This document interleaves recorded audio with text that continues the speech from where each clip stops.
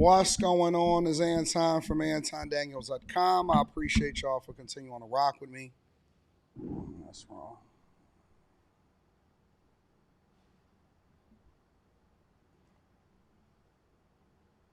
Thank y'all for tuning in for another edition of the Millionaire Morning Show.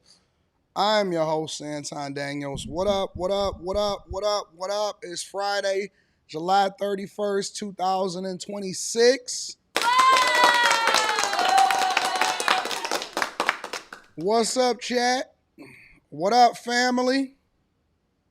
What's going on, man? What's going on? What is happening? What's the word? Thunderbird? Yeah. What up, though? Is my audio right? Yeah, my audio is right. We good.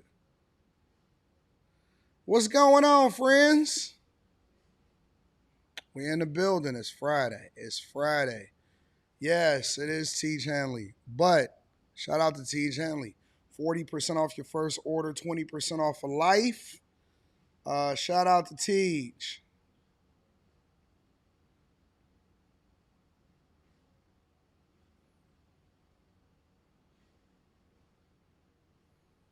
Jesus. Shout out to Teach. Hold on, whose birthday is it? It's my birthday, Anton. I just turned 33. Shout out to you. I don't know how to pronounce your name. Shanaka? I don't know what that is. Happy birthday, y'all. Happy birthday to everybody that's in the building. Happy birthday. 10:20 a.m. is the new 9 a.m. Oh, yeah, we know. We knew that was going to come.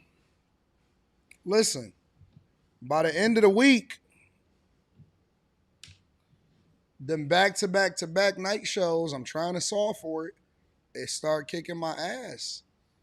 It really do. By the end of the week, you start getting to bed at 3 a.m., 3:30 a.m., 4 a.m., and it's like, God, it started kicking my butt. I apologize. But I'm assuming that y'all gonna give me some grace because of the fact that I don't miss. And I always continue to make sure that I stream and that I show up and all of this stuff. And so, man, listen, I give y'all a great week.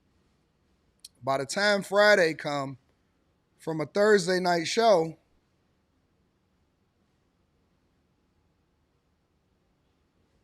it be tough. It's tough. It's tough. I'm not gonna cap. So I don't have no excuses.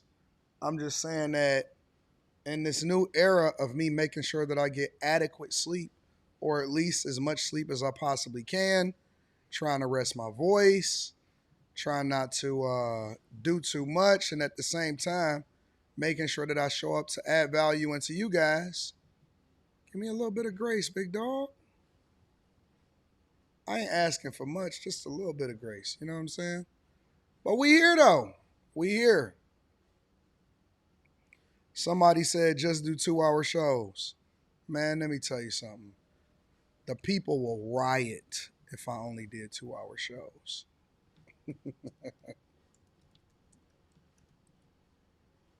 Y'all only want 2-hour shows?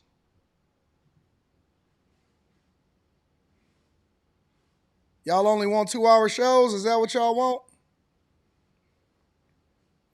No. We're going to stick with the 9 o'clock hour and we just going to work through it. We're going to work through it. We're going to stick with the 9 o'clock hour and we just going to work through it.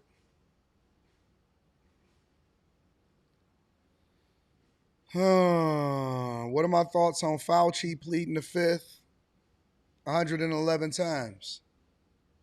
I would do the same thing. I don't think his obligation at this point is to himself.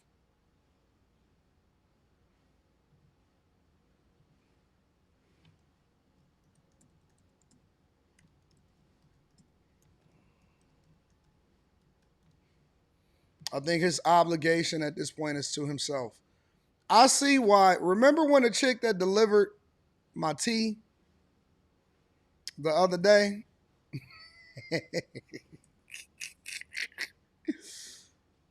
We all was looking at it and we like, ugh, you know what I'm saying? You got to do better. She shouldn't be dressed like that. She too big for that.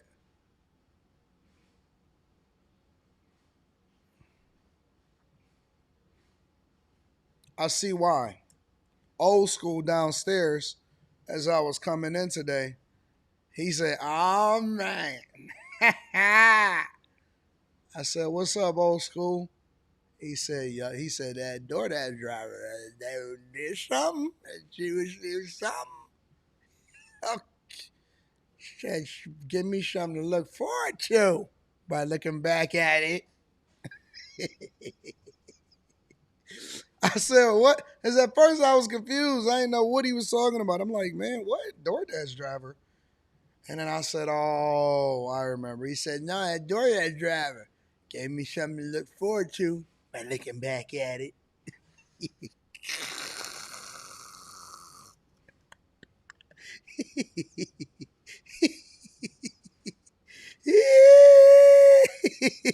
So now,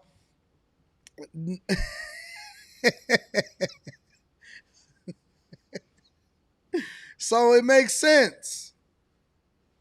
It makes so much sense, man, that women dress the way that they dress, even if it don't make sense for us. It makes sense to me that women dress the way that they dress sometimes, and we be looking at it like, ugh, what are you doing? And old school was like, look back at it, look back at it, look back at it, make it clap.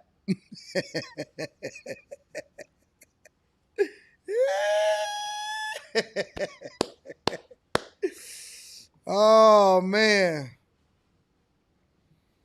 No, this wasn't the security guy. This is like the janitor guy.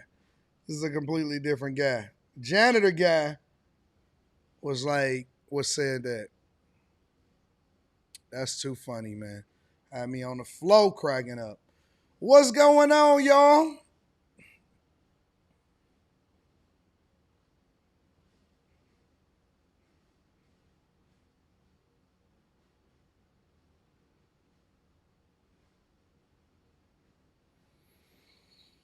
Hmm. Too funny. What up, y'all? What up? What up? What up? What up? What up? He said, "Give me something to look forward to."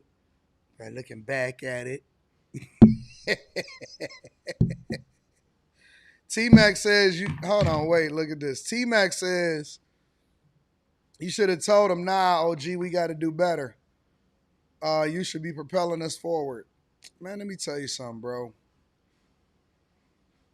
Once you pass a certain age, ain't no more rules. I'm not gonna rob that man of whatever excited him for the day. That probably got his whole day going. Sometimes sometimes you gotta let the older generation breathe. Sometimes if they ain't hurt nobody, I'm not gonna correct him. What am I gonna correct him? That's probably the best excitement that he done had all week. Nah, I'm not gonna rob OG. I'm not gonna rob old school. You gotta let him. You gotta let him get his off. That dude probably was like, "Ooh wee." Gotta let him make it, man. Seriously. I'm this man. Well, look, once you get past 70, you gotta let him make it, bro.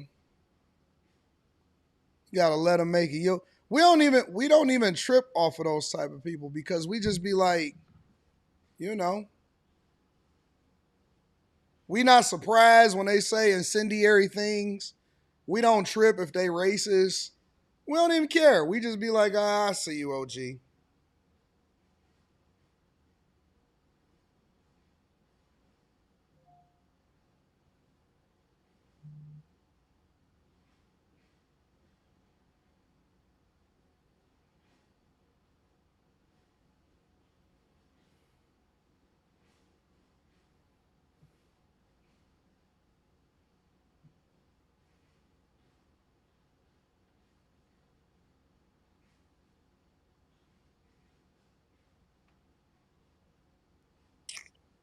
Man, I don't like this, bro. Now they putting.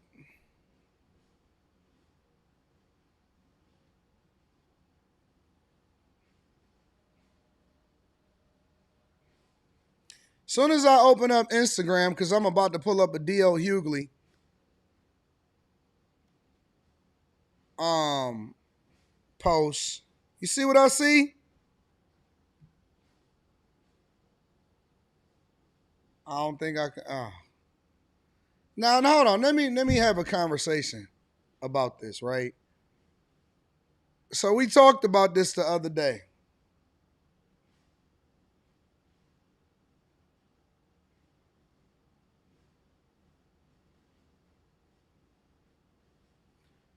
So Modded hit me up and was like, "Ty, you got to bring your car. You know, I mess with you. All of this type of stuff, right?" Modded hit me up and said, bring it through on August 8th, right? I said, all right, cool. I'll probably come through. Just give me some insight. You know what I'm saying? Would love to have you out for the meetup. All of that type of stuff, right? Okay, cool. Next thing you know, is he gonna be there?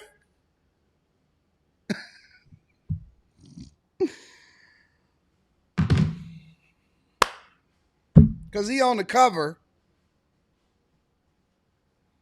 He on the cover. Is he gonna be there? Cause I just want to know. Asking for a friend. Somebody said that guy got me sick.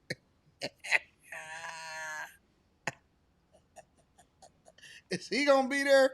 Because if he gonna be there, then I don't want to go. I don't want to go. I'm not interested.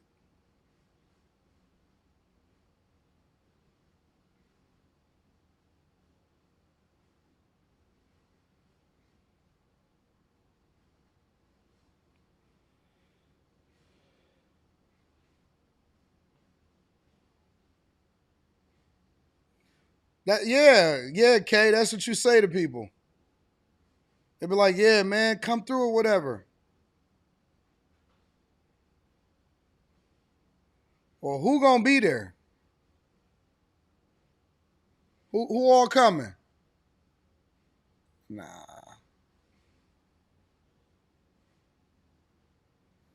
nah, dog. I'm not. I opened up the app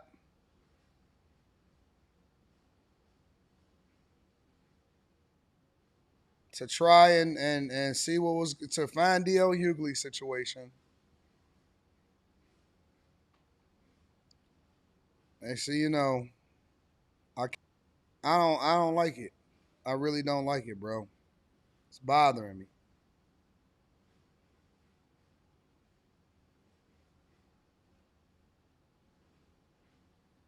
I can't. I don't think I'm gonna be able to go, bro.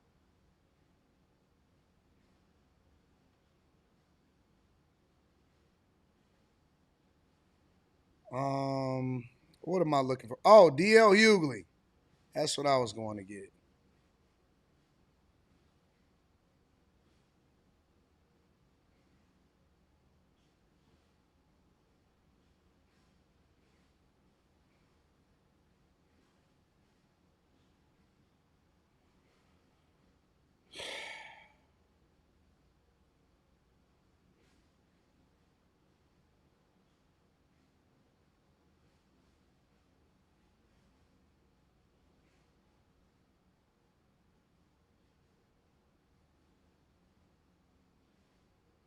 He going on tour with Don Lemon.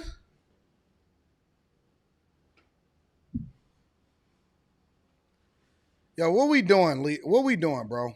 What we doing? What's up with the people that y'all call OGs, bro? What's up with the people that y'all call OGs?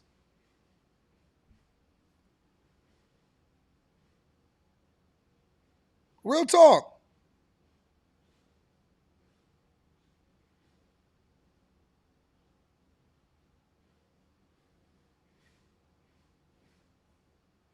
And he been attacking Officer Tatum for a while now. The internet has given people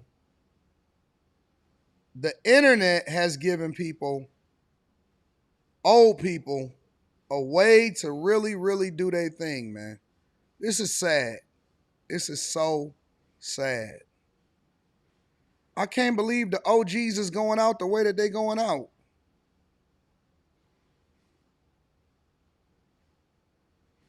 This is crazy, bro. Like looking at his page, this is absolutely insane. And some of y'all actually follow it. Y'all follow this nonsense.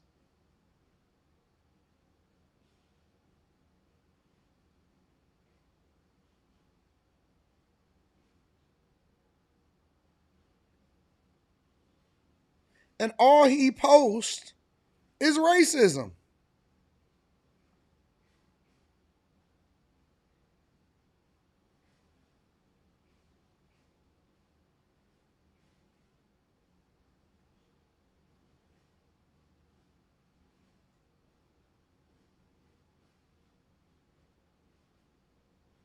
And then he posted something about him and his wife. He went off on him and his wife. Okay, so, all right. So we're going to get into this because I'm about to play what Officer Tatum said.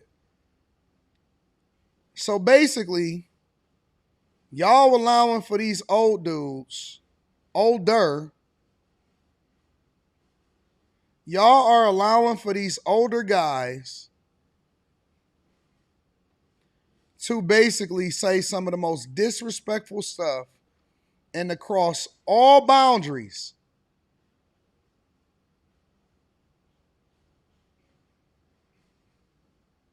Y'all allowing, no, seriously, y'all allowing for people to cross all boundaries and basically, because the same thing that he's complaining about or the same thing that he going at somebody else about is what he was kind of talking about Monique about. Hold on. I remember when D.L. Hughley was mad at Monique for hitting below the belt.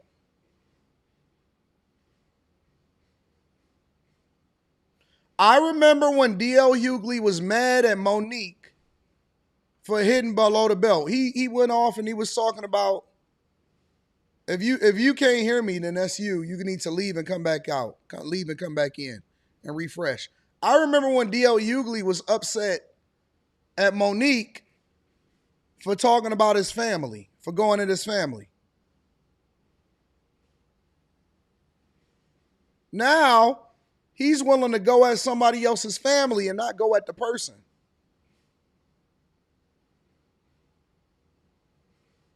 It was you?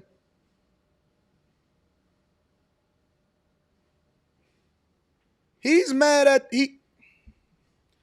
Let me get to Officer Tatum's response. Y'all allowing for these dudes to get away with anything at this point. So I guess Officer Tatum, Brandon Tatum, finally responded. And this is what he had to say. This is for D.L. Hughley and all them low vibration people that follow you. First and foremost, bro, you don't want to talk trash to me. You don't want to get into a personal debate or argue with me. You need to just stick to politics, bro. Quit being a softy because you cannot debate me and win whatsoever. But let's start with some personal things that I think you wouldn't want people to talk about with you. And I don't know why you saying stuff and you live in a glass house. You talking about my wife. How about let's talk about your wife who you cheated on? And let's talk about the fact that you're not even man enough to stand up and protect your daughter after another young man abused her. She told you about it and you didn't do nothing because you soft. You ain't a real man.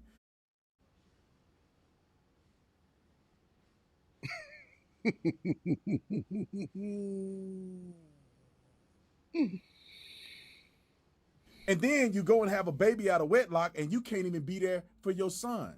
If you fail your son, he dies. Could literally get your son killed by not getting him ready for a world that won't see him that way. Like everybody tells you, Put your hands on the wheel or stay away from this or don't do this. Black boys don't get that kind of break, and you know it. But don't talk to me, a man who is here for my family. I take care of my kids. I take care of my mama who's black. I take care and support my niece and nephews. I support my cousin in prison through Securus. I'm a real black man doing real stuff. Y'all fake and projecting. And then you want to talk about being me in law enforcement or the fact that I failed the team. Dude, I played college football. I didn't make it to the NFL. Good. I'm glad I don't have CTE. And I became a police officer because it's honorable to do that. You will never in your life put your life on the line for black people. You won't. You will talk. You'll be in the booth. You'll tell jokes about black people, but you ain't never gonna put your life on the line for black people like I did. I had an honorable career. I was a PIO. I was a field training officer. I teach new officers how to be officers. I was on the SWAT team. And because I'm a man of God, I understand when God is telling me I need to do something different. And I became a political commentary, and I'm more successful than you are. And you've been doing it since I was a kid. And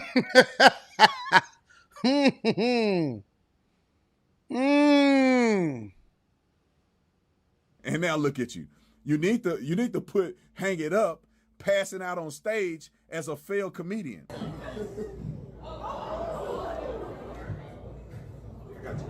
I got you. And then you want to go personal about Charlie Kirk. Charlie Kirk was a good dude. You only shed tears for people who are good men. And I thought about his children. That's what made me choke up and cry, because he was a good guy. Y'all out here crying for George Floyd, who was a crackhead, robbing black women at gunpoint and all that. You are lame for what y'all shed tears over. And then let's move to the Nolan Wells case. How much effort have you put in the Nolan Wells case? Who have you interviewed?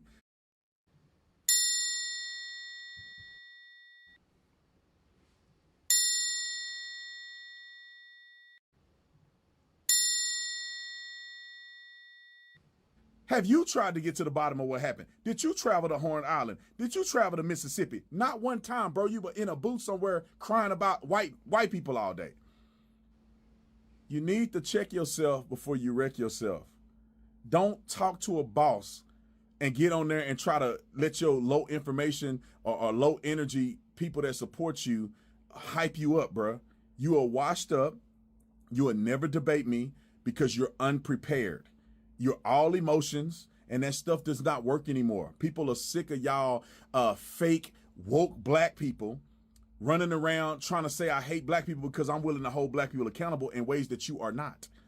Ask any black person that I know, all the black people in the comment section that support me, we know what it is. Y'all are bums. Y'all are emotional bums, complaining about white people every single day of your life, and allegedly you got $10 million net worth. And you still talking about it's hard and crying because you ain't able to prepare your kids for this. Man, shut your sorry self up. And this is my challenge to you, because I don't believe in violence or nothing like that, unless I have to. But for you, how about you debate me then, since you talking tough? Since I don't know the black community, debate me about black history. You ain't gonna do none of it. And you should apologize for Larry Elder for the stuff you said to him, because you lame and that dude is a boss. All right, I'm out of here. I have no problem with somebody responding or defending themselves when they choose to do so. I think that for too long, in a lot of instances, people let stuff go unchecked. I don't see this as a harmful situation, because it's not like they are going to go fisticuffs or it's that it's going to result in any type of violence whatsoever. But let's just talk about it for a second and have a real conversation. Is he wrong? Is he wrong? Is he wrong for defending himself when somebody goes off and says negative things about him or his wife? Is he wrong? I'm so tired of people telling everybody to turn the other cheek. Ain't no culture. This is an individual race at this point. He doesn't owe DL Hughley any loyalty from a cultural perspective. He owes his family And that's it. And so if he chooses to respond appropriately to set the record straight and to give real insight on who the person is that continues to insult his wife, who was not a part of the conversation, he reserves the right to be able to respond appropriately. Why do y'all want people that's actually doing the work or the one that's offended to not be able to respond to the offensive?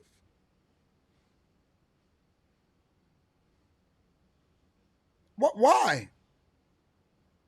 Why is it? Because yes, I do agree that sometimes you got to be able to say, you know what, not worth responding to, not even relevant enough to get my attention. They benefit more off of me mentioning them than the other way around. But why is it that? Let me tell you what's happening. Let me tell you why people tell people not to respond or something like that sometimes. Or y'all, no. It's because y'all don't like the person that's responding. And y'all can't remove yourself and be objective enough to say, I may not necessarily like him, or I may not necessarily like some of the things that he says or his talking point, or I may not agree with him here, but it doesn't mean that he shouldn't be able to respond when somebody says something negative or posts 15 times about him and his wife on DL Hughley's platform.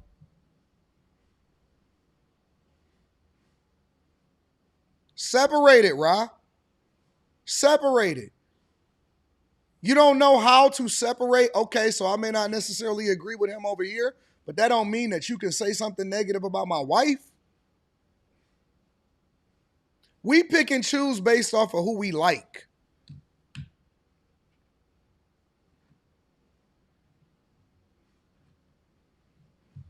We pick and choose based off of who we like.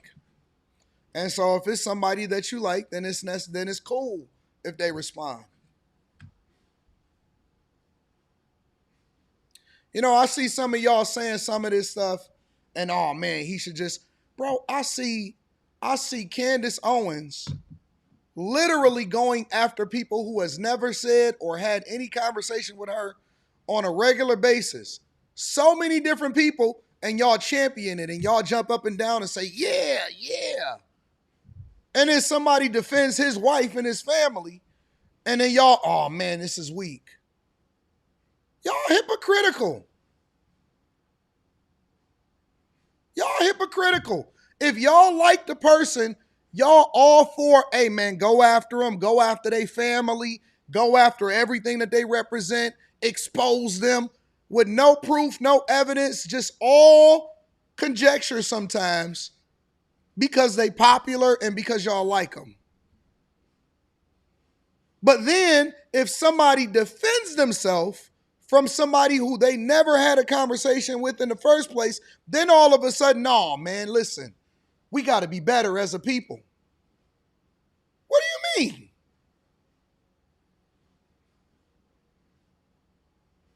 What do you mean? So if you like them and it's cool for them to go all the way in, but we can't be objective enough to say somebody has the right to be able to defend themselves if somebody says something about somebody else's family.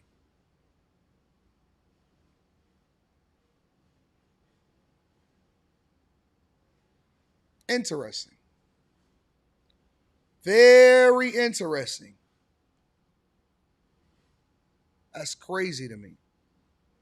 But I am also understanding that I'm a rare breed. I'm a I am in a whole nother realm, in my opinion, bro. Because somehow, some way, I've been able to separate and be objective enough to separate the person from the point, from the issue, from what it is that they're talking about. I can look at a person and not like them completely and say, you know what, but they got a point right there.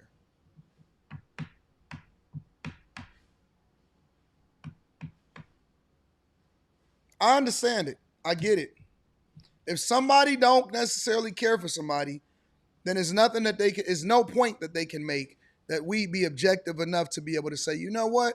I understand somebody defending their family.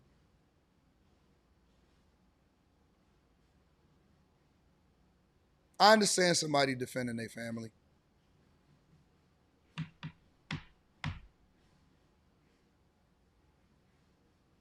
That's why I'm able to look at politics and I'm able to give Obama credit. I'll say, yeah, Obama, he did this right and he did this wrong, and I agree with this and I disagree with this.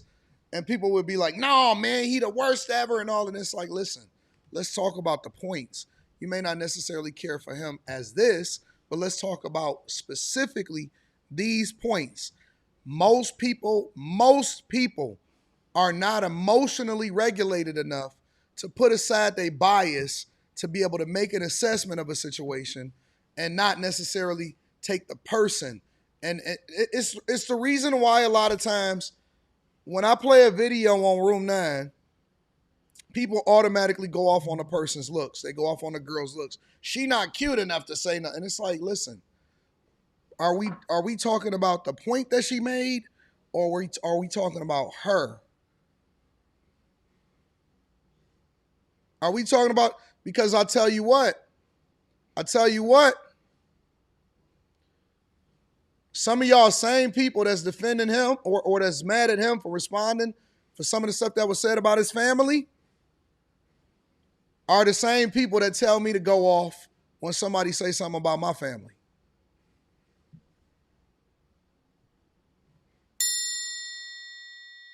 If anybody say something about it's World War III, what? They say something about this, they say something about that.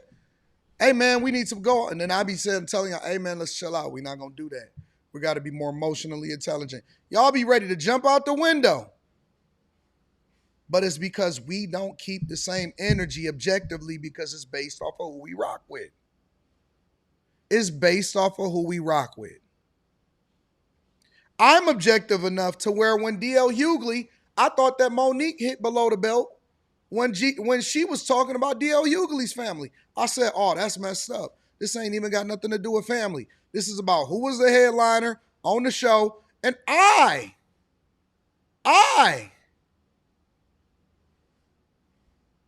said, nah, listen, I don't even like D.L. Hughley, but you can't be talking about his family when the conversation is about between y'all. And D.L. Hughley is probably one of the people I dislike the most. But I defended that situation because I removed the person that I didn't like from the situation, and I was able to look at it with clear eyes and say, listen, that's not right.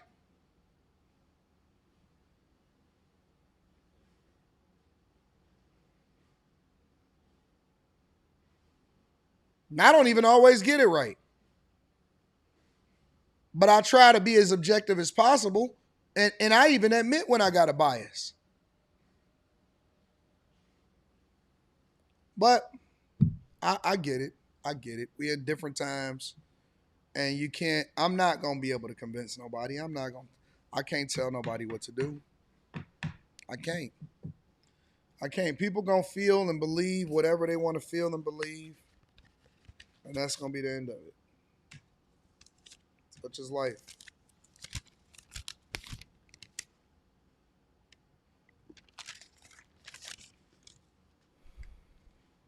It's just the way that it is. There's nothing I can say that. It's the way that it is. It's life. But I will tell you this. I personally am going to stand 10 toes down in my transformation and my growth. I can't go back to thinking the way that I used to think. I can't move backwards. So I got to continue to grow in a way that I know makes the most sense to be able to have these conversations objectively. Somebody said, watch AD start beefing with Steve Harvey and Cedric. I don't even know what that means. But I tell you what, I don't even know what that means, bro.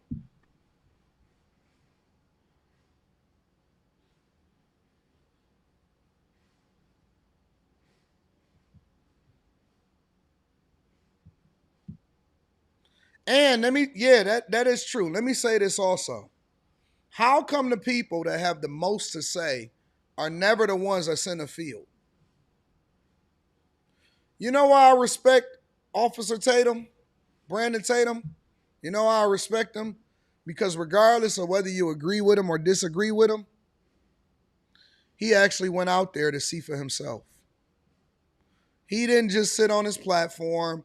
If it was meaningful to him to find out more about the situation, and he went out there and he did the work, he did the interviews, he did all of that type of stuff so that he can make a more informed decision. And again, you could choose to agree with him or disagree with him, but you can't disagree with the fact that he went out there and did the work. And you never, ever see people like D.L. Hughley out there doing the work. All they do is turn on their phone and they start talking.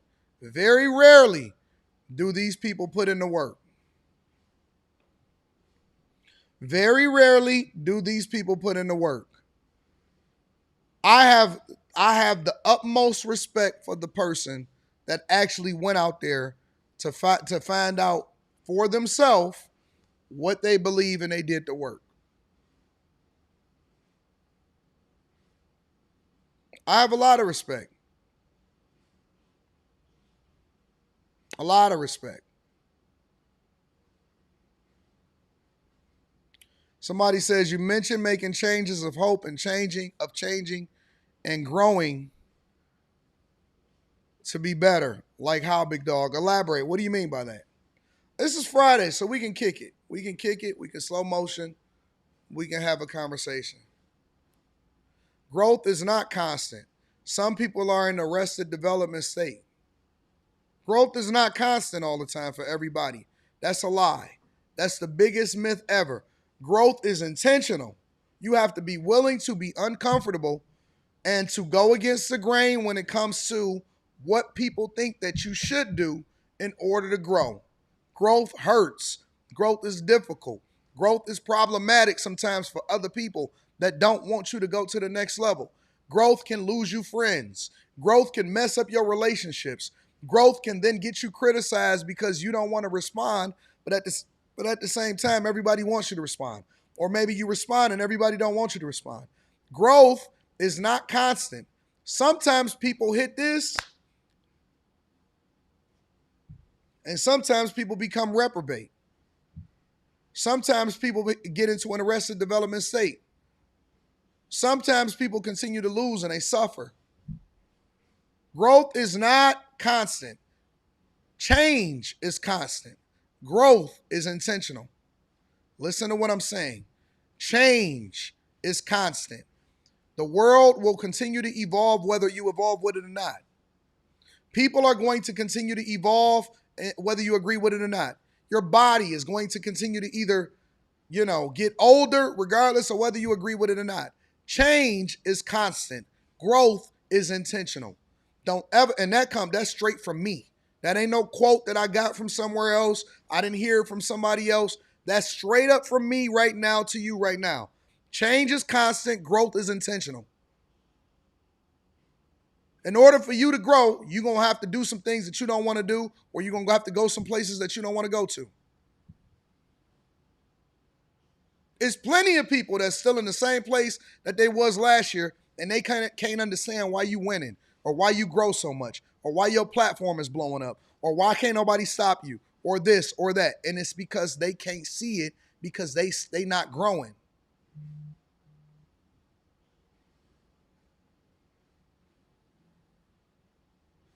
A lot of people want me to be the same person that I was 3, 4, 5, 6 years ago.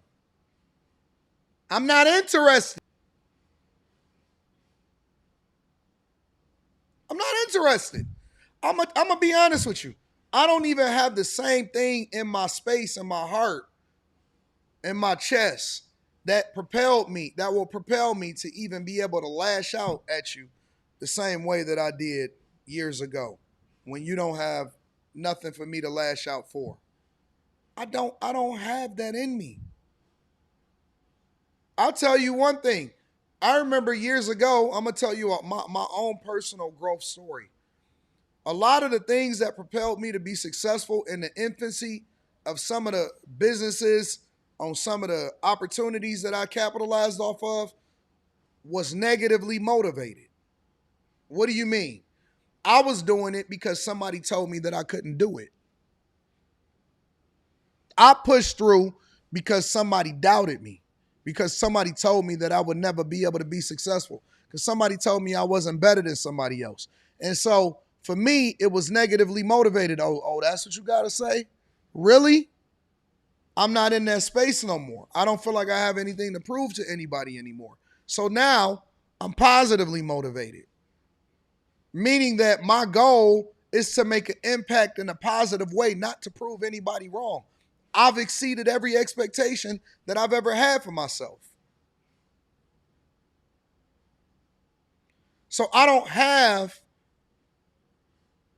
that fire, that anger fire in me anymore to be able to go at people the same way that I went at them when it comes to an irrelevant conversation that don't change my life in one way or another. I don't have it. I'm not in that space.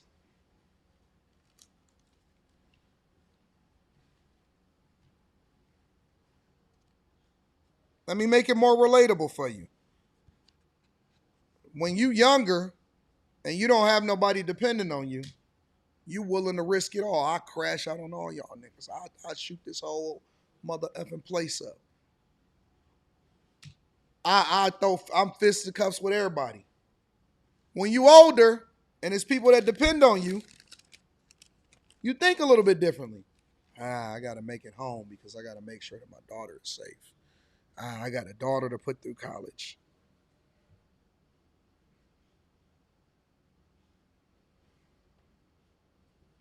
Did you hear what I said, AB? For things that are irrelevant from people that don't mean anything. And even in that situation, AB, you got to understand, I was still very intentional. I wasn't willing to give up the bag. It's a reason why you're not willing to scrap on camera, because they will demonetize you, even if it's not your platform. If they catch you doing something on somebody else's platform that's not conducive and you are a popular figure, they can absolutely demonetize you. So even in that situation, I was like, listen, this is stupid. Even at the end of that situation, I walked away. When it happened a second time, I said, you know what? I'm out.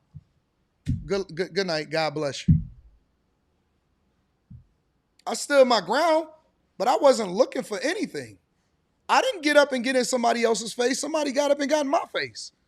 I didn't get up and change my seat. Somebody got up and changed their seat. You got to remember that. I'm not the person that initiated the confrontation. I didn't get in somebody else's face. But I was definitely willing to defend myself. You can't describe that and say that Anton was trying to go off on somebody.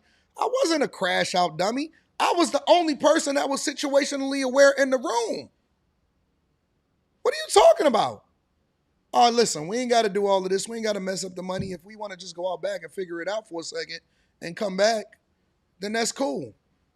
I didn't get in nobody's face. I didn't initiate any kind of confrontation. I didn't threaten anybody. But that don't mean that I would back down.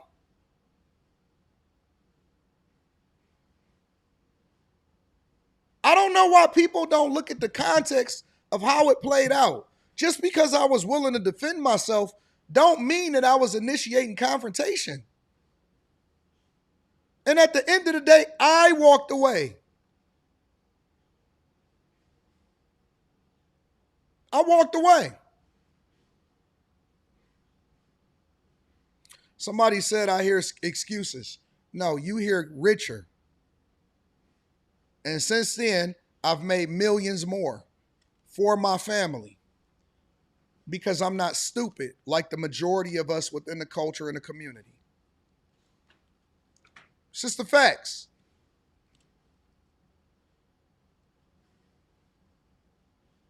At the end of the day, I made the right decision.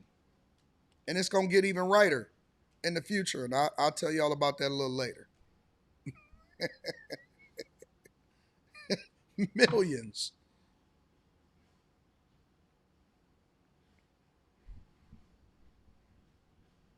I wasn't about to swing on nobody. I didn't feel a threat. I said that I didn't feel a threat. And that's why I said, listen, we can take it out back. It is what it is. I even hate having to rehash this. I hate that y'all always I hate that people always lean into this, but I understand that it was a transformational time. It was probably the most viral moment. Up, I don't think it was any more viral moment this year. There's nobody that has created a more viral moment this year than that.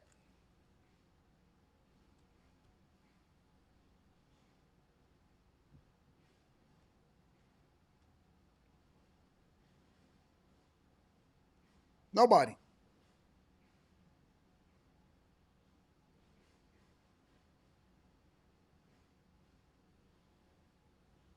And it's okay because history will prove, history will show, even when people are mad at the situation, history will show that I was right.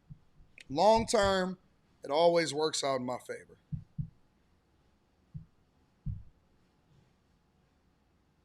Look, still talking about it.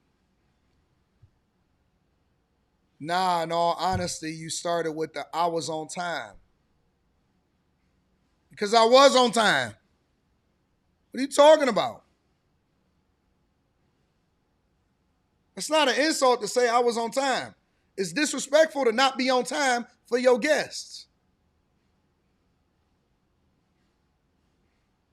What are you talking about? How's that an insult? Because I was on time. What's wrong with y'all? Are y'all crazy?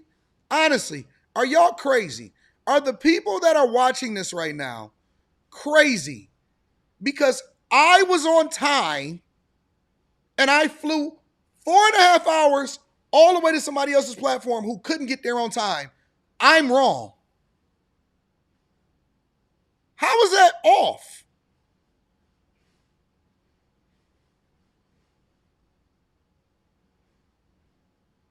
Are y'all listening to what y'all saying?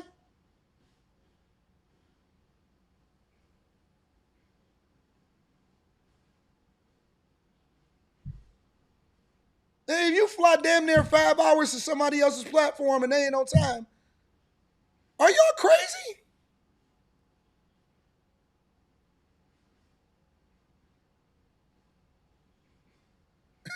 Jesus Christ.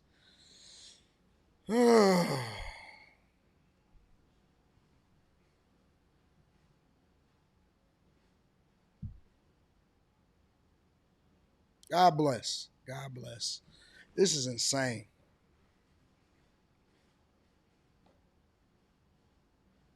Somebody said you low key wanted smoke or aggression. All right, this is the last time I'm gonna say this for the slow ones in the back. He called me on the phone and said, "Let's put on for the audience. Let's have some smoke. Let's make it entertaining. Let's get it popping. Let's do all of this stuff. Let's get it." He called me on the phone and say, "Yeah, man, I know this is gonna be great. Let's put on for the people. Let's make it entertainment. Let's go back and forth." Nigga, you the comedian. So I'm expecting for you to be able to jab back. How you gonna get in your emotions as the person that's supposed to be the funny guy, right? If you call me and say, "Let's put on and let's make it aggressive and let's do all of this or whatever," and I say, "Okay, cool. Let's get it popping."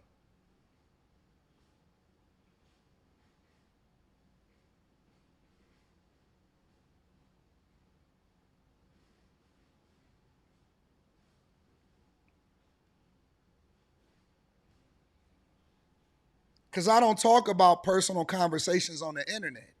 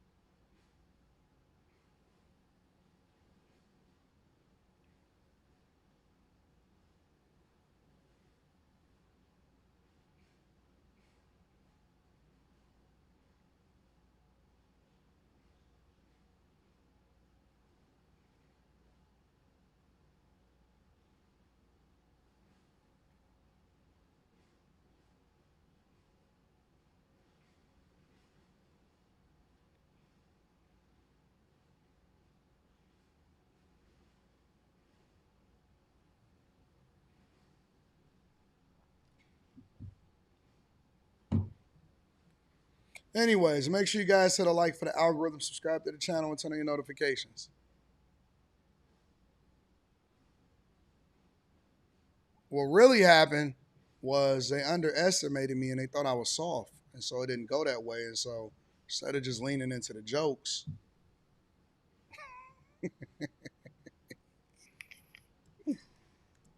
now your most famous moment is always going to be me. Your most famous moment. Listen, everywhere you go, people are always going to ask you about me. Your entire career is going to be based off of me now. And that sucks. That sucks. Man, what happened with that dude, Anton Daniels from Detroit? Oh, man, that wasn't nothing. Every interview, every situation, that's going to be the thing that everybody talk about. Man, what's going on, man? How that play out, man? What's going on? That's gonna be the thing that you forever remember for. And that sucks. That sucks. That's the truth. That's not me saying nothing crazy.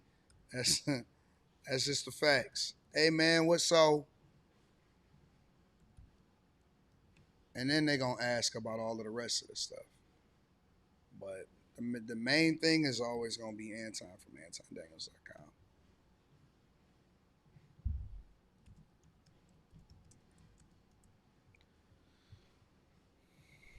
Tell me I'm wrong.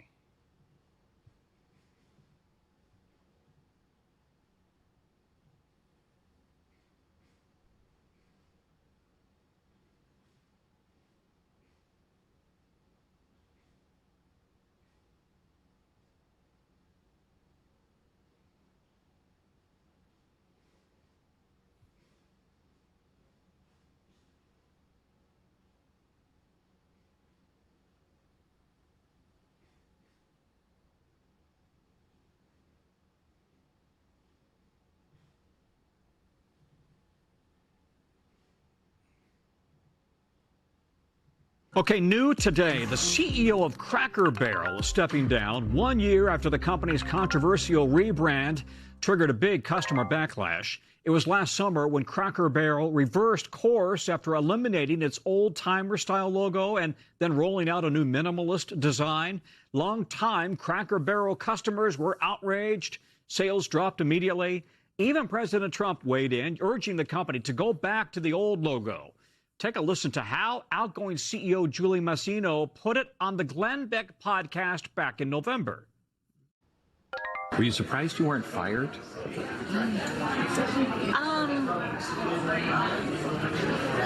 I feel like I've been fired by America. I bet you did. Yeah. That's probably worse. Yeah, because it's hard because, again, all I've wanted to do is help people love this brand the way I love this brand, the way Doug loves this brand, the way everybody who works here. NBC's Allie Cannell covers business. She joins us now. Allie, I got to say, this is a little bit, I don't quite get this. I mean, I did not realize that Cracker Barrel was such an iconic cultural symbol that people felt the need to kind of lean into and wrap themselves around. And now the CEO a year later is out, right? Yeah, and it's really surprising timing here, Tom, because just 6 weeks ago, Cracker Barrel raised its profit forecast. They said operations have been improving. They said guest satisfaction was up, that loyalty memberships were growing. So basically, the turnaround plan was starting to work, and now all of a sudden, out of nowhere, the CEO is out. And that's one of the reasons why shares actually closed down 2% today as investors really tried to make sense of all of this. Now, ultimately, it does appear like the board didn't have confidence that Julie Masino was the person to get this turnaround over the finish line. She was brought in 3 years ago to revolutionize the brand, to bring in younger customers. But we all saw what happened with that rebrand. She faced a lot of criticism on social media, and ultimately the board just looking for a new face here. Yeah. Listen, so talk about the new face, the new CEO. What are we learning about his vision for the company after so much controversy? Yeah, so this is David Dino, a longtime person in the restaurant industry, the former CEO of Bloomin' Brands. That's the parent company of Outback Steakhouse. And it seems like the board was really thoughtful in this decision. They actually called it a, quote, robust and thoughtful search process to find him. And it does appear that Dino will lean into the nostalgia that Cracker Barrel is famous for. In his first statement, he called it, quote, a truly iconic American brand, and said he looks forward to unlocking its full potential. We will see, though, what that full potential is. There's still a lot of skepticism about this particular company on Wall Street right now, Tom. And I read the old CEO gets a $4 million severance package, so she'll be okay. I think she'll be okay. All right. Alex. Okay, new today, the CEO of... That's called the golden parachute. All right. Let me give my opinion on this, because a lot of people, of course, that are low vibrational, that don't think these things through. A lot of people will think that she got fired because of the logo. It's not true, bro. Actually, I think that the visibility that came along with the logo was a good thing for the company. Nobody was thinking about Cracker Barrel. Come on, man, listen. Let's talk about it for a second. Nobody was thinking about Cracker Barrel. Nobody was tripping about it. It was basically being forgotten about. Sales was low. That was the best publicity that they had gotten in a long time, meaning that they had been running up a bag as a result of it, because that's the type of publicity that you can't pay for. So controversy over a logo, if anything, I would do that intentionally. If anything, I would do that intentionally. The logo is not going to be the determining factor for whether or not people continue to dine at that location at all. For whatever reason, because obviously they're not going to disclose it, in whatever reason and situation, somebody said the new logo was ugly. The old logo was ugly. If we want to just be keeping it 100, hold on. Come on, man. Let's not do groupthink. Let's not do this sheep type of mentality. Cracker Barrel logo is ugly. The original one.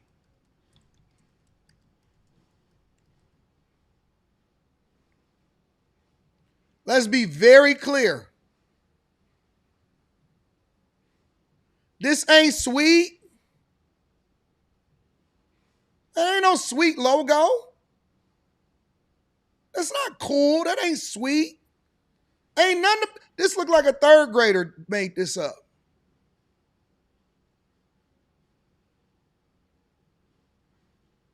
This look like a third grader made this up.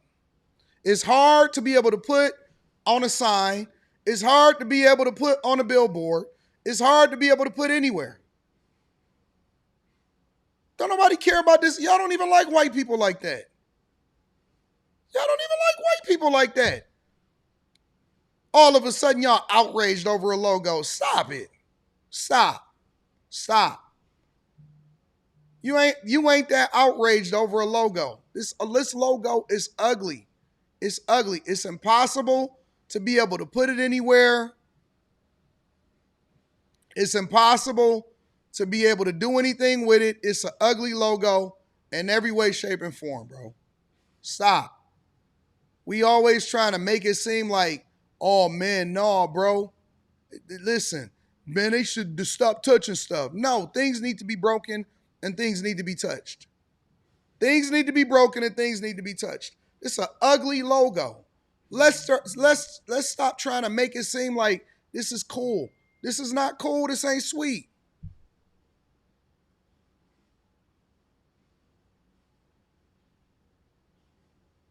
You can't put it nowhere. It's hard to be able to trace, outline, the whole 9 yards. It's ugly. It's fake outrage, as usual. It's fake outrage. I actually think that the newer logo was cooler and looked better. But again, you know, that's my own personal opinion. If I do a compare and contrast, I think that the newer logo looked better. I don't think that it was a home run. I still think that they could have did a better job with the newer logo. But it's much easier to put on stuff. It's much easier to throw on a billboard, all of that type of stuff.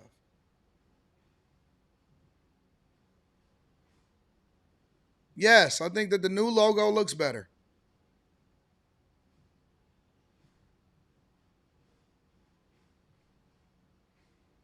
But again, I think that they could have did a better job and all of that stuff. But the old logo is trash. 100%. But again, you got all of these people with the fake outrage and all of that stuff, and they continue to try to act like they are outraged. I mean, y'all don't even go to Cracker Barrel like that. Stop, bro. Y'all trying to go to the latest brunch spot, and you don't even know what the logo is on the latest brunch spot. Most times, especially when it comes to food, unless you're a national chain that needs, a synonymous logo that you can scale across multiple different states, the places that y'all go to and spend y'all money at ain't even that anyway. Y'all go to brunch or whatever the latest brunch spot until it gets shot up where all of the women can say, hey, hey, hey, hey. That's where y'all go.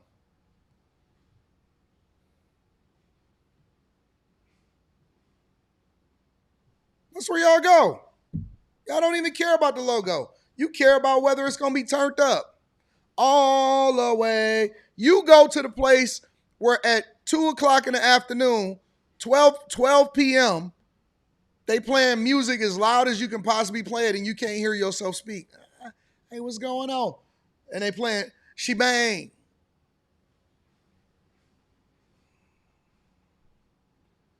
You go where they playing Drake loud. You don't even like being civilized. You don't even like civilization. You like being unruly and chaotic.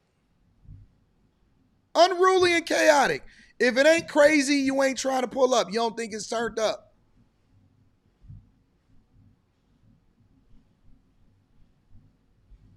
TM speak. People that eat there, in my opinion, ain't eating there because of the logo. Y'all not hearing it. Did y'all see the stock price? The stock price was actually up. They had increased revenue projections for the year. They were doing better with her as a CEO. I am willing to bet that there was something else going on that had nothing to do. When we talking about the board, when we talking about the stuff that happens behind the scenes, it could be anything. It could be that she got into it with a couple of the board members because they got a disagreement on the vision of some particular issue. It could be a lot of things. They did not remove her because of a logo.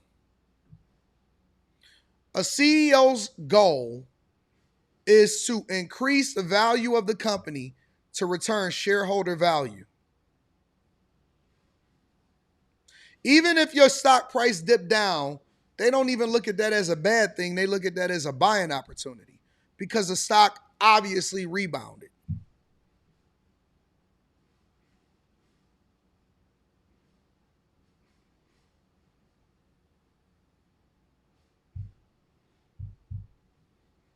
Somebody said, why did she step why she stepped something?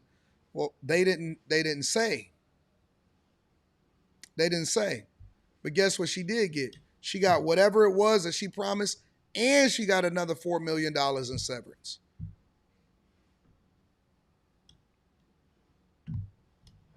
And she got another 4 M's in severance.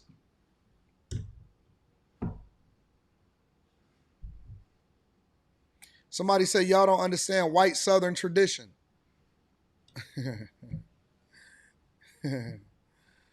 Man, listen, bro. Cracker Barrel, in my opinion, is a place that people go to in a lot of instances that's on a road trip.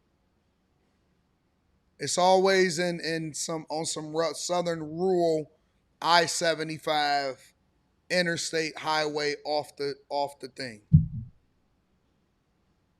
Real talk.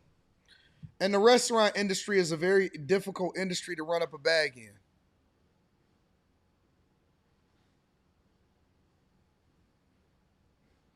It's a very, very, very difficult thing to run up a bag in. The restaurant industry is brutal. I think what Cracker Barrel, along with most other locations, are facing, in my opinion, is they're just facing more competition. That's it. They're just facing more competition. It's more difficult than ever before to be able to compete.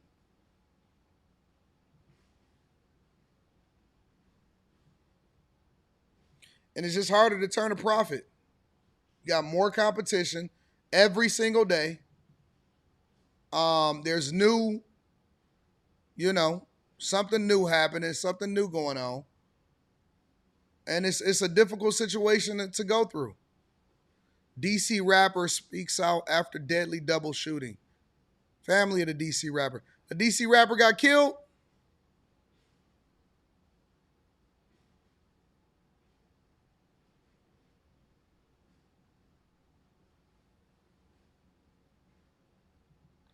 I don't even know if I want to cover that. I don't even know if that's worth covering.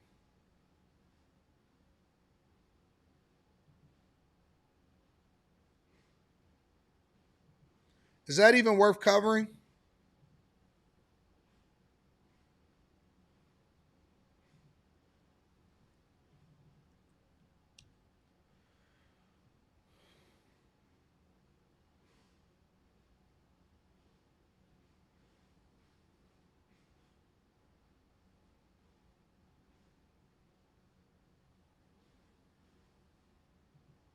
They're dead.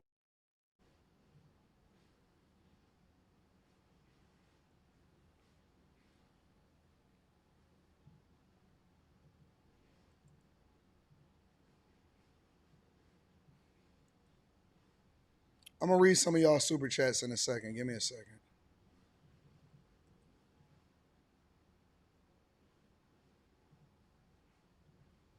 Just trying to figure out which one I want to cover next. It's a girl. They said a teen was found 4 years after vanishing in Chicago. So much happening. So much chaos. People getting stolen. Teens is missing. Vanishing. All kind of junk. There's just so much going on in the culture today. So much happening. So much chaos and confusion that is going on.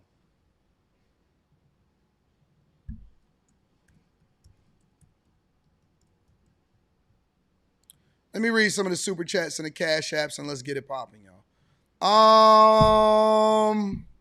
Wesley Turner in the building says Spain won the World Cup and lost their country. I'm going to cover that after this team situation. And lost their country within 2 weeks of each other. Scratch Spain of the list of places to visit.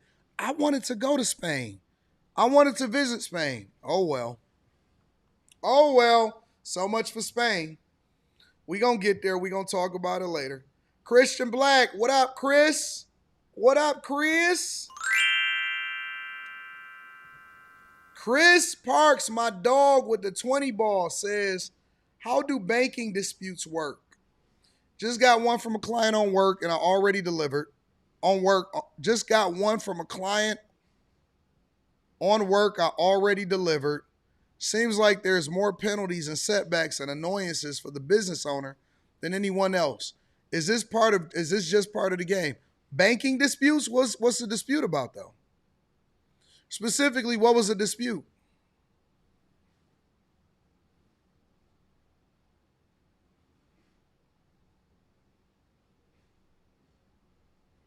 What? So you delivered on an order, and then they disputed it.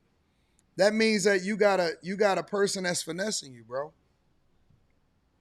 That's like somebody that orders something online and then they get the product delivered and then they dispute it with their credit card holder. Most of the time, the bank is gonna side with whoever it is that they're servicing, the customer that they're servicing. If they can get their money back, right, then it's gonna be messed up. That's one, again, that a lot of times, that's a part of the game. Chargebacks and disputes is sometimes, let me say this, Chris.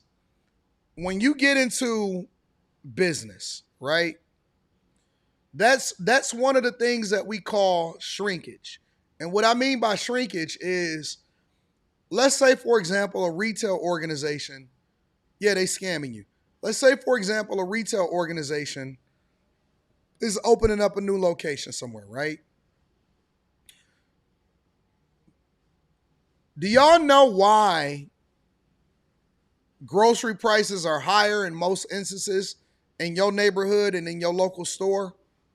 The reason why grocery prices are higher is because they have to account for all of the theft, and they bake that into the price. They know this amount is going to be charged off on theft.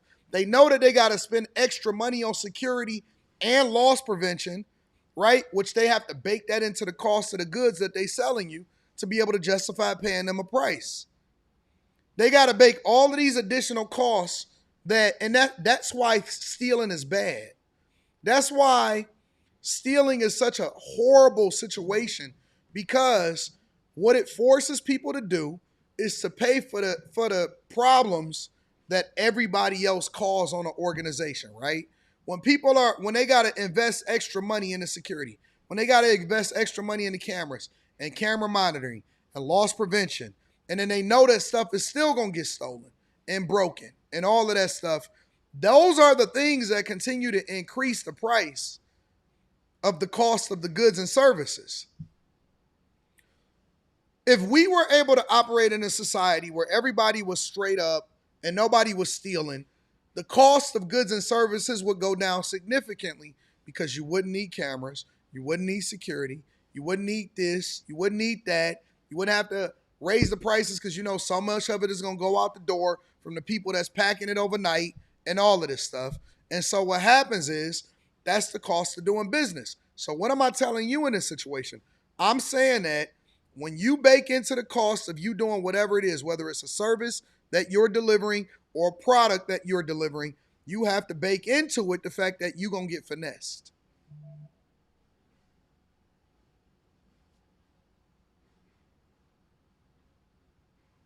You have to bake into the cost that you're going to get finessed, and basically somebody else or a group of customers long term are going to have to make up for the fact that you got messed up. Because you can dispute it and go back and forth with the bank, but if they rule in the favor of the customer, then you just out of luck.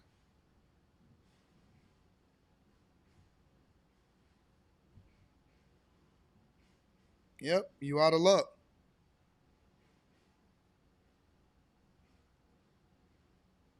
That's correct. That's why auto insurance is so high in Florida and Michigan. You know why? Because you got the Kia boys running around. So then people get mad at us to say, hey man, listen, we don't want the Kia boys around here stealing all of our cars. Why?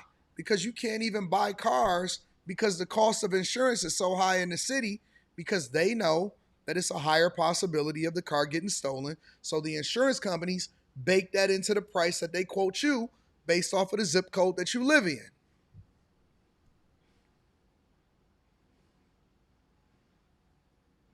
When crime happens, when things go wrong, when people do things wrong, everybody pays the price for it. When a bunch of people is homeless, when people are lazy, when a whole bunch of people are on government assistance, it's a bunch of taxpayers that pay the price for it. When crime is high in your communities, when people are stealing cars, the insurance is going to be higher, the property values is going to be lower, the schools are going to be trash, the police services is going to be worse, the property taxes is going to go up, even though the value of your homes is going to go down, because the property taxes is not going to go up because the properties is higher. The property taxes is going to go up because businesses is not going to want to do business in your city and in your state and your community, which eats away at your tax base, but they still got a budget because they still got to pay for police, they still got to pay for infrastructure, they still got to pay for safety, they still got to pay the salary of all of the city council. And so what happens is, that's why Chicago is about to be in shambles, and a lot of these liberal cities is going to be in shambles, because Seattle, for example, as businesses move out, costs go up, residents have to carry the costs, but you don't get any additional services. Actually, the services go down.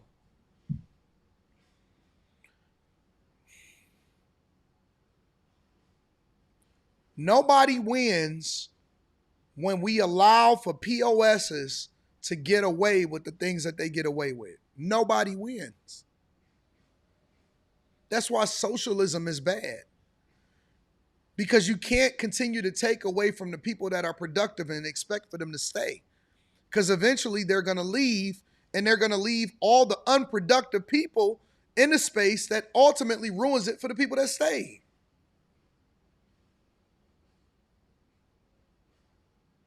Nobody wins when bad business is bad business.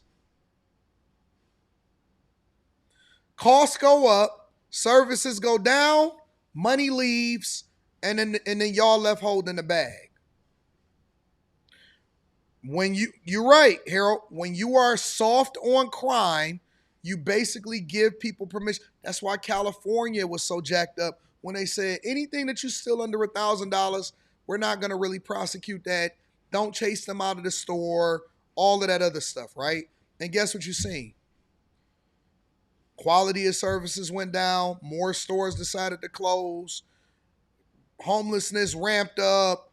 Tent cities got higher. People felt more compelled to steal because you gave no people incentive to go and find a job and work and be productive. You handcuff the police, and so they can't do nothing. If they do something, then they going to wind up. Now the cost of even having a police officer is going to, the cost of having a police officer is higher now because they got to have body cam footage. They got to have services, cloud services to be able to service it. Anytime you do a FOIA request, a Freedom of Information Act request, somebody has to go and pull that information and then be able to get it to you in a timely manner. That drives up the cost. You want to know why we need more data services, data centers? Y'all get mad at the data centers that take up all of the water? Well, it's a ripple effect. Not only are we needing it on these live streams, not only do we need it for AI, but we also have to have it so that we can have cloud services for our police officers because y'all said defund the police and that everybody should wear a body camera. Well, guess what? When everybody got to wear a body camera, the cost of having a police officer go up because you need extra equipment. You got to license the people that service all of the data that goes back and forth when they're having a body camera all up every single day. Your cost for a police officer goes up, which means what? Your taxes goes up.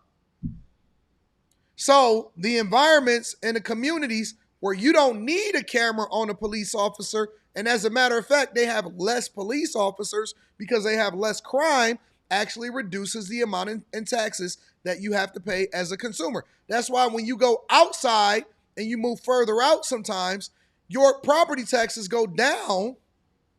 And when you move into an urban community, the taxes actually goes up. Because for every police officer that you need, they got to have a pension just in case they get maimed. They got to have insurance. You got to have more police cars, gas, insurance, training, more equipment. Then you got to have more supervisors to supervise all of the police officers, lawsuits, all of that stuff. So now you got to allocate billions of dollars every single year as a city for public safety, only for them to be let out and for the criminals to reoffend because the voters and the people don't have the wherewithal to get tough on crime and it's eliminated so you don't need as much in resources to go towards all of this nonsense and this BS.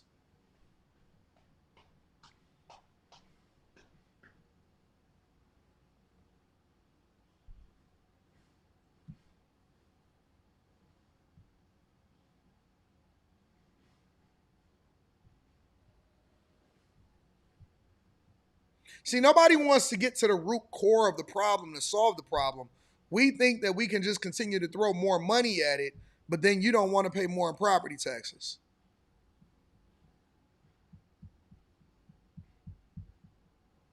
Then you need more judges. Then you need prosecutors. Then you need more attorneys. And so what happens with crime, and this is why I say that Democrats are monetizing crime. Democrats are monetizing crime. A FOIA request, they can charge the requester. However, they don't charge the requester the full amount of what it takes them in order to pull that information and or store it. This is why I say Democrats are continuing to monetize crime. They don't want to solve for crime in y'all communities because it's an entire industry that benefits off of crime. Lawyers, judges, police officers, federal money that they can request, community organizations that get paid in order to try to tell them to stop the violence, guns, all of this stuff. Everything goes into a circle and nobody benefits except for the people that continue to stay in power and in office that also reward the contracts to do some of the work. So why would they stop crime in your black community when they can continue to monetize it and you standing up whole industries as a result of it? Why would they do that? You know how many people got paid because they prosecuted Diddy? You know how many people got rich off of Diddy's prosecution? Just in general. He spent tens of millions of dollars, lawyers, security, the publicity. Diddy created a whole industry. All of the reactors, YouTubers made money. Advertisers spent money on platforms that got visibility because so many people was talking about the Diddy trial, right? People were willing to travel to New York to go and cover the trial. Prosecutors, right? People made whole careers off of this thing. Investigators, private investigators, people that process information. You know how many people made money off the YSL trial?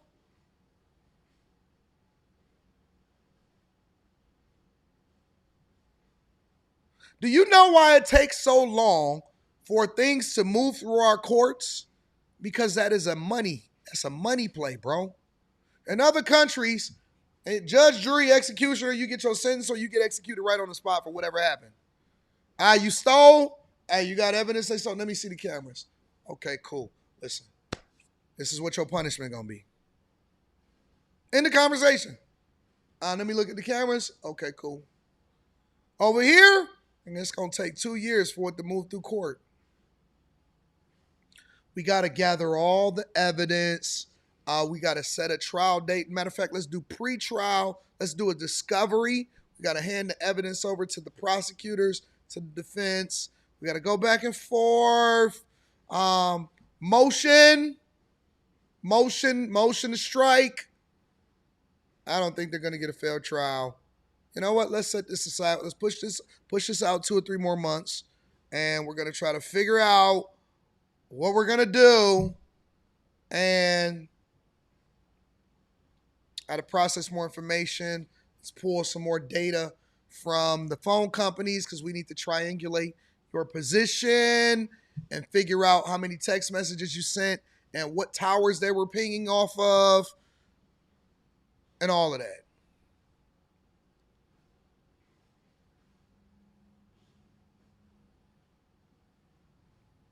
We're going to give them an opportunity to mount a reasonable defense. Billable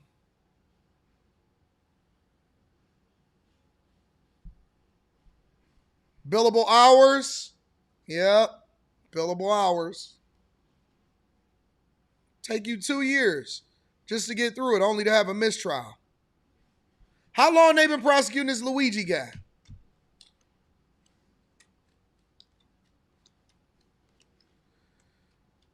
How long they been prosecuting this Luigi guy? We got to have a discovery. We have to have pre-trial motions to figure out if they can even stand trial. We got to have investigators. We got police. They're trying to figure out if the crime, they have to go through. We're going to have to bring them up on the stand and testify the whole 9 yards.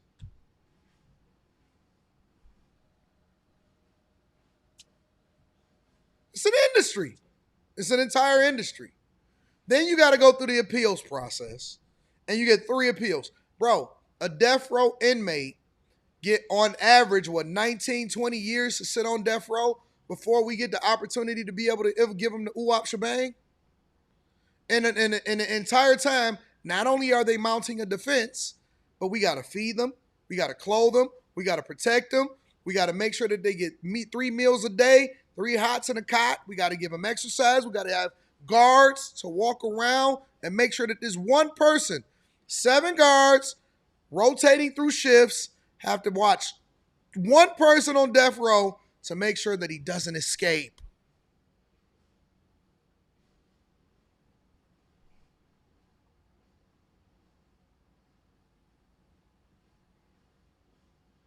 Then we got to go through the legislative process to try to figure out whether or not we're humanely executing and what kind of serum are y'all using for lethal injection. Is it the propofol? We have a shortage of it in this country. So we're going to have to petition the pharmaceutical companies to come up with a better solution because we don't feel like that's a humane way to be able to execute a prisoner. So now we need trizethicol and the triglycerine, and we have to do it in three different ways. So now we got to get them involved. Now we got to spend money on that. Yep, then Netflix going to come through and 50 Cent going to do a documentary. And we're going to create an entire industry on that.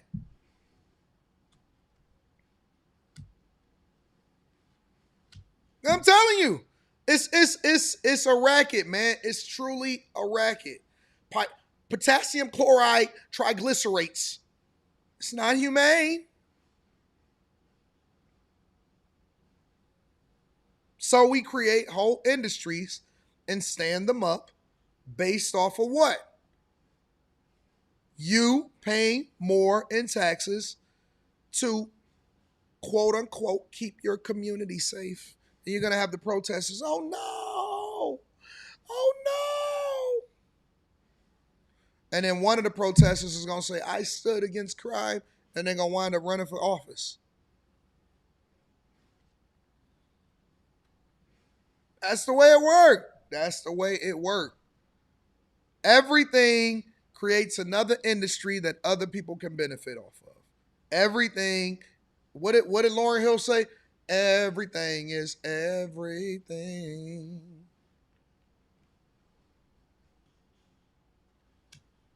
Everything is everything. And then we got to go and make sure that we get a head doctor to go and examine the people that have to go and deal with the prisoners on a daily basis because now they have PTSD. So now we got to create an industry around that. So now we need psychiatrists and therapists. And the therapists and the psychiatrists got to go and talk to the officers and the warden. And you need a warden to guard over the guards that ultimately do the prisoners. And you got to create an industry around that because they have to have food. And we need our license plates. And so the prisoners got to continue to make license plates. And we got to pay them 30 cents an hour.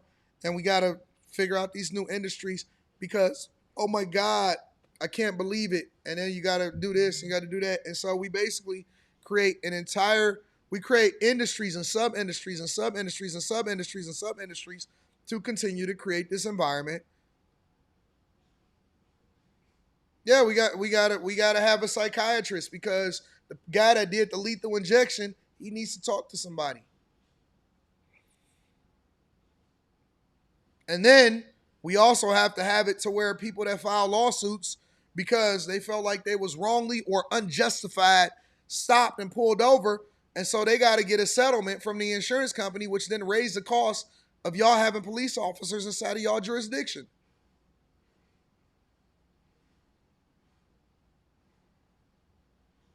That's why I said, man, listen, there's no shortage of ways for you to be, if you can't figure out how to make $1,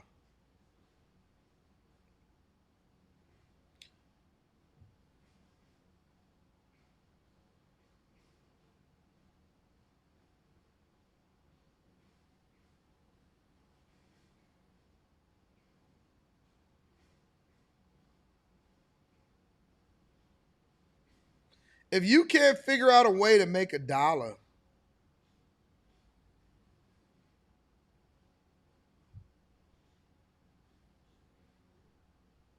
you got bigger problems on your.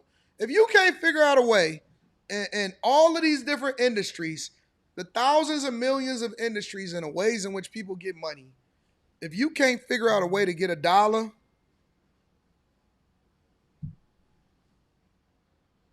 you are not really a man, in my opinion. If the only way that you feel like you can make money is to go and work at Amazon, which is nothing wrong with working at Amazon, we got a bigger problem on our hands. It's so many industries.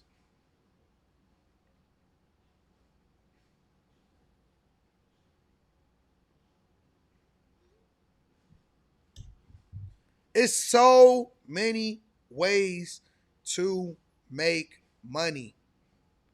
It's so many ways to make money. It's too many ways to make money, man. Too many ways to make money, bro.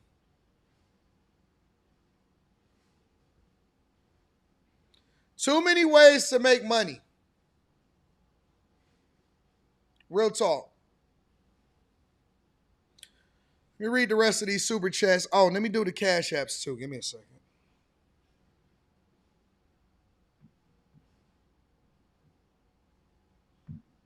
Shout out to Ian Harrell. Ian Harrell with the 20 ball last night says, you get it now, AD, continue to be exceptional. Of course I get it. I'm a slow learner, but I figure it out. Mike, that dude in the building. What up, Mike, that dude? I appreciate, hey, man, Mike, man, I do appreciate you, bro. You've always held me down. I'm going to talk about that, Jay Wash, on the Patreon. And let me tell you what the name of it is. It's a video that I'm shooting. Literally, I got my camera right there.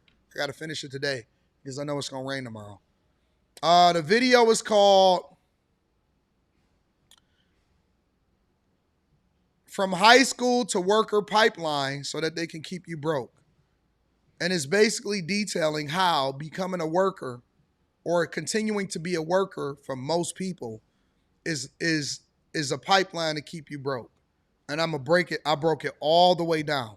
I'm going to talk about that in the Patreon. All right? I got you, Jay Wash. Shout out to my dog, Rand Wilson. EA Sports, $55 billion deal. All right, remind me of that because I'm going to try to talk about that today.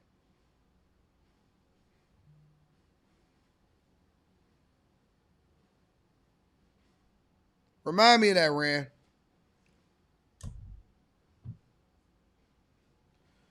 I'm going to dig into that. I wasn't even familiar with that. So y'all bringing that up so I can react to it in real time.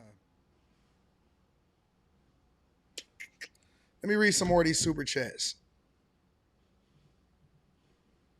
Shout out to Chris Parks. Great question. TS Car Wash and Detail Services. AD, what's going on with the Detroit commissioner? What's going on with the Detroit commissioner? You know better than me. Send it to me if it's something else that I'm not aware of. I have no idea. Did you get the Gentani exhaust? No. My exhaust is still stock. My exhaust on my Challenger is stock, and my exhaust on my Lamb is stock. I got to get my Lamb out the shop. I was showing y'all that yesterday. It's still in the shop. John Teal, what up, John? John says, I commend you on protecting your brand, the team, and valuing growth from a business standpoint. You are destined for greatness that will surpass your expectations and understanding. Stay blessed. Keep working on becoming the best version of yourself. Thank you, John. I appreciate you. Some of us see the vision. Some of us see the opportunity. Some of us see the growth opportunity that comes along with it. Some of us get it, John, and some of us don't. And I'm excited. Man, listen, bro. I woke up today, and I don't know why. I woke up excited today. I don't have anything specifically planned for the weekend. I might stream on Room 9 tonight or something, depending on what my circumstances is. You know, I just woke up excited, bro. I'm genuinely excited about life and the opportunities and the chasers and all of that stuff.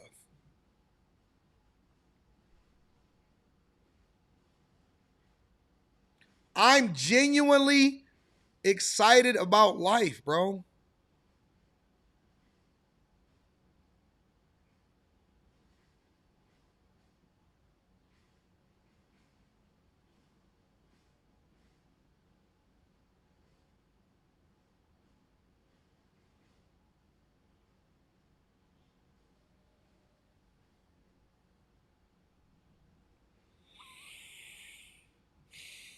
Thank you, John. Appreciate the people that support the platform. Roscoe says, AD, we got to cover that Detroit police commissioner dude with shadow boxing. What are you talking about? Hold on, let me see.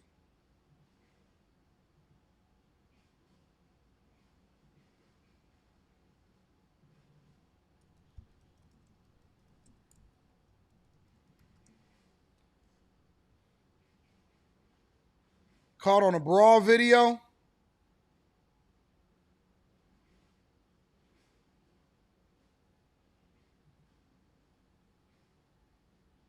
It's saying the video may be inappropriate for some users. All right, well, I'm not going to play it here. We begin tonight with video that appears to show Police Commissioner Darius Morris in the middle of a violent street fight. Morris is no stranger to trouble. Yeah, he was. He was out there. I can appreciate my commissioner being able to get involved in the fisticuff. I don't have no problem with that, bro. As crazy as it may sound, I don't have any problem. Y'all want me to look at the Elon Musk economist interview? Okay, I'll check that out too. As crazy as that may sound, I don't have any problem with my police commissioner being willing to get involved in the fisticuffs. A lot of people don't know, and shout out to the, man, we got some badass, fine-ass female police officers here in Detroit, but also shout out to the guys. Shout out to Gang Squad. I don't think they call themselves Gang Squad no more. They call themselves the Gang Unit or something like that. They willing to get it in with you. If you take off if they able to take off the camera and get it in, our police officers are willing to get it in with you. They will straight up be like, all right, bro, let's knuckle up. Our police officers, and I don't know what it's like in y'all cities and all of that, but our police officers, they be walking around like, what's up, bro? And then they homie be like, nah, bro, not this time. Not this time, big dog.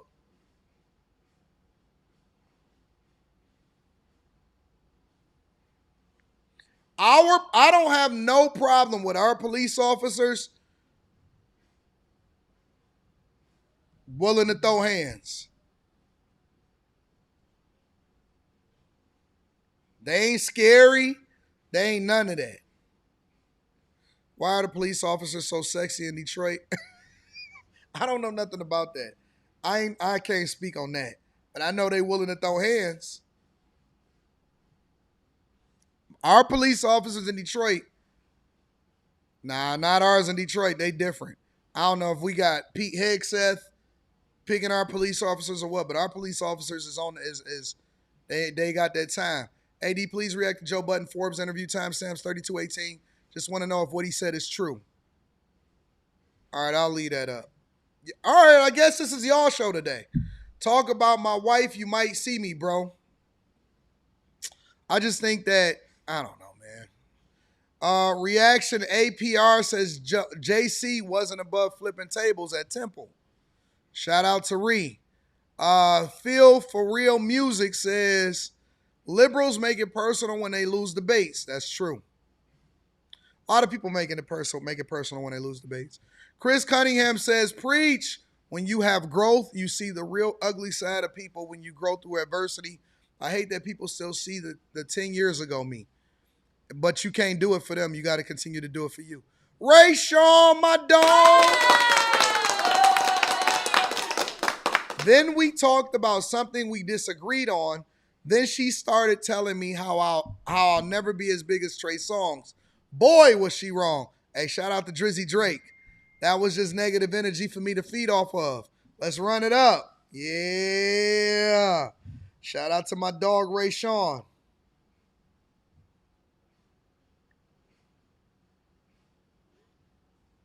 Shout out to my dog, Moneybag Ray. I may have to come to Dallas for a hug. You ain't got to do that.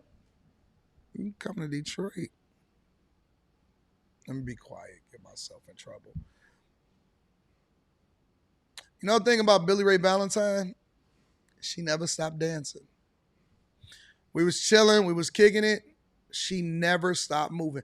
I don't know what that is. She never stopped having a good time and dancing. The whole time that I was looking at Billy Ray Valentine when we was talking, she was dancing the whole time. I said, "What's up, Billy Ray?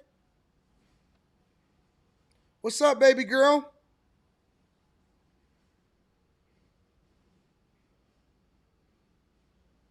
She kept biting her lip.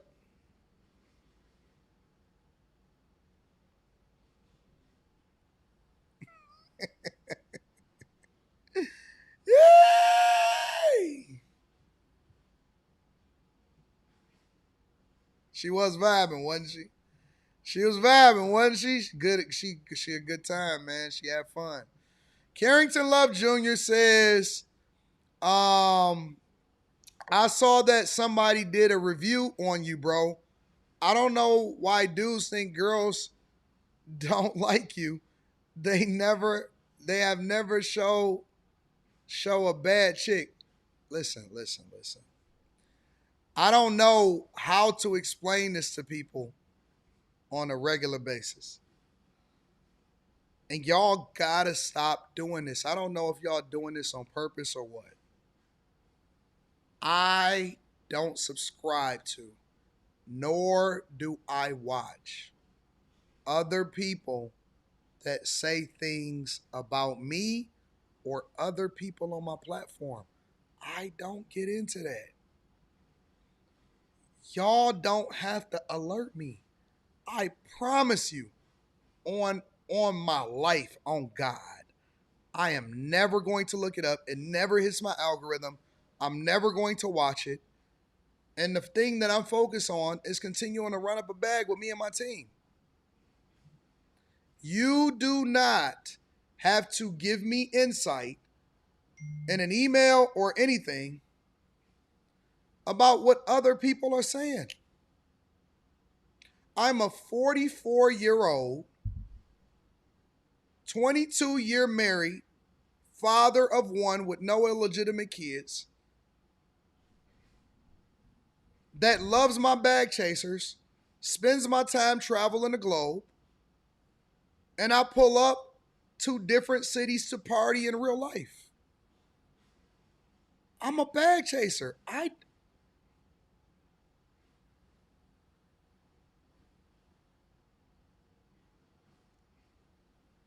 You don't have to inform me. And shout out to the guys that's out here. It's all guys. It's all guys. Why are grown men running to me to tell me what other men are saying about me?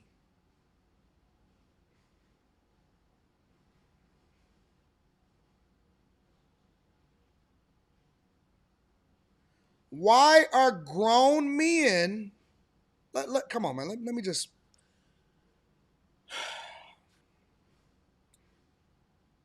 why are grown men, it's never the women.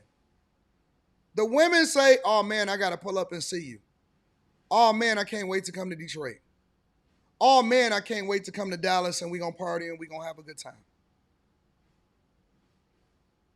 The men say, "Oh my God, you know that they were talking about you. Another man was talking about you."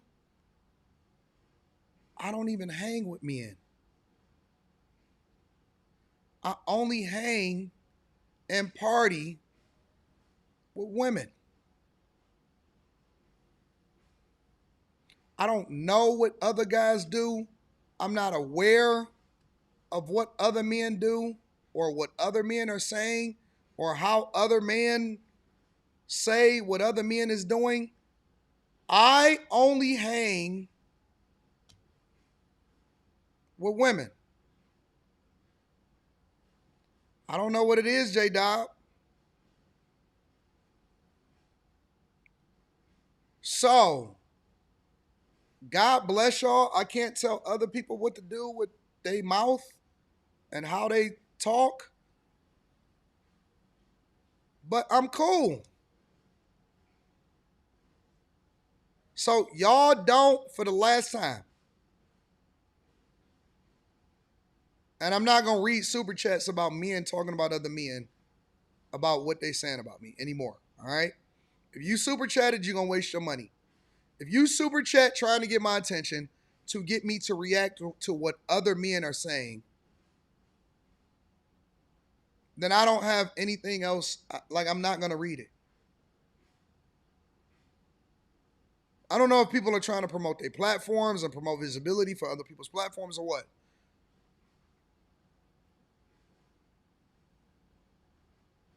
God bless y'all. Shadow Dragon says, have you been hearing about the David case? I find it crazy how it's not all over the news like the Diddy case. What was yet so much more egregious. Yeah, I'm aware of it. Molly and Miss Sanchez actually traveled and did some reconnaissance for me. So, what if the government is stealing, says James Smith? Then the government, they are stealing. One thing about Anton is he always blames the people. He never talks about what the government is doing that is ruining the people's lives. Well, James, the government is a reflection of the people that voted for him to be in office. The government is made up of people by the people. So if you want to criticize something, then you get to the core and the root cause of why it is the way that it is.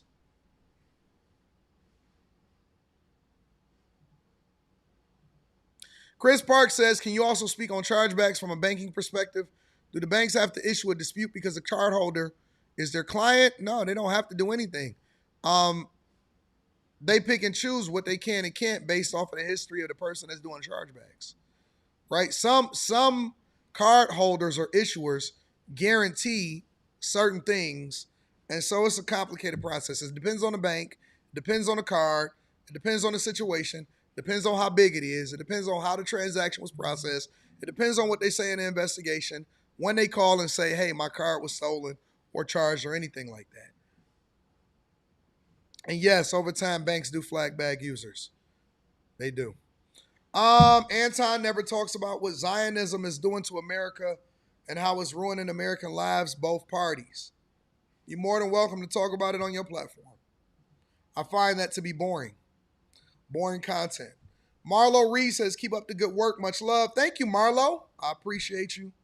Godson says, AD saw a dude stoned biblically in Afghanistan for touching a woman. Quick trial, quick sentence. All Natural says, how about foster care industry drugging the children and all they need are their parents? They create the therapy that the child needs. Manny Plays PC says, and God forbid they execute the wrong man. Now his family, who hasn't seen or spoken to him in 20 years, won $100 million.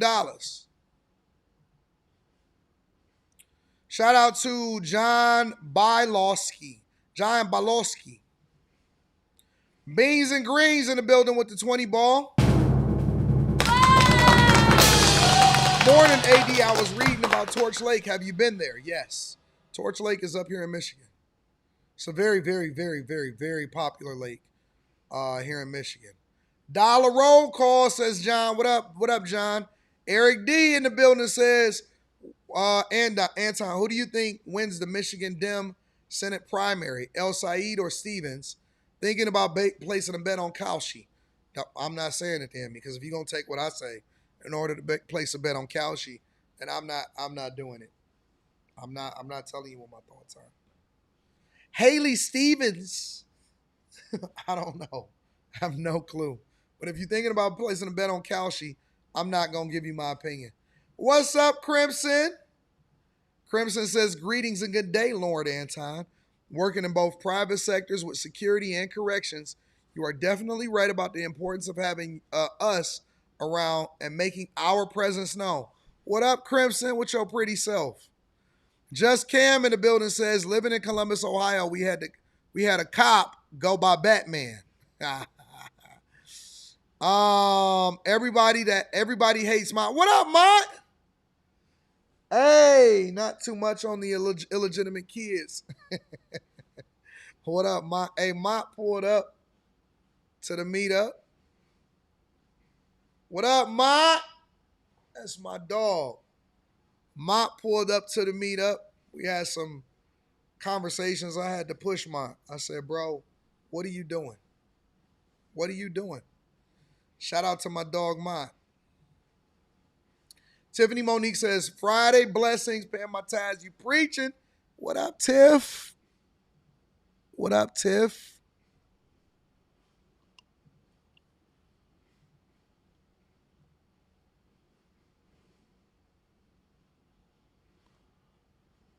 Eric, I'm not doing it.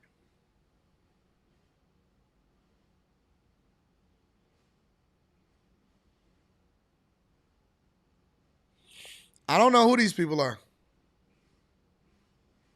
but they watching, so we don't censor anybody inside of the chat.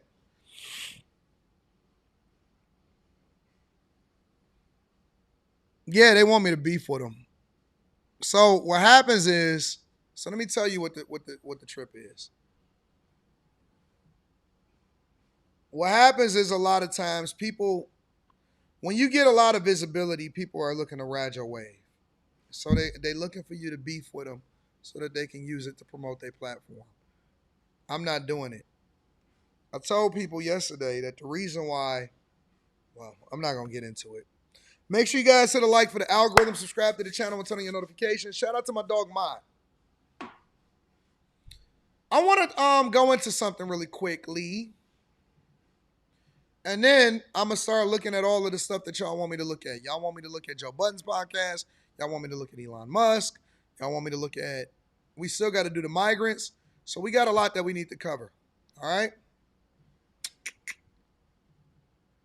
But this caught my ear. Tonight, NBC5 investigates a missing teenager case that has a good outcome, but it leaves behind a trail of misery and mystery for friends and family. It involves a 15-year-old girl who left home in Milwaukee 4 years ago, came to Chicago, and she vanished. Get this, she's been found alive now in the state of Virginia, and a man there has been charged with kidnapping. Investigative reporter Chuck Gowdy has been trying to unravel this unusual abduction here. Chuck? Stephen Allison, the kidnapping went down outside of a Chicago movie theater, according to law enforcement. It was June 23rd, 2022, more than 4 years ago. The teenage victim had taken an Uber from Milwaukee to Chicago to meet a man who had arranged the ride for her, a man she'd been communicating with online for several years. Investigators say he finally convinced the minor girl to meet up, and since that day in Chicago, they say he'd been holding her captive. Her dad, he called me and was like, you know, her phone was going to voicemail.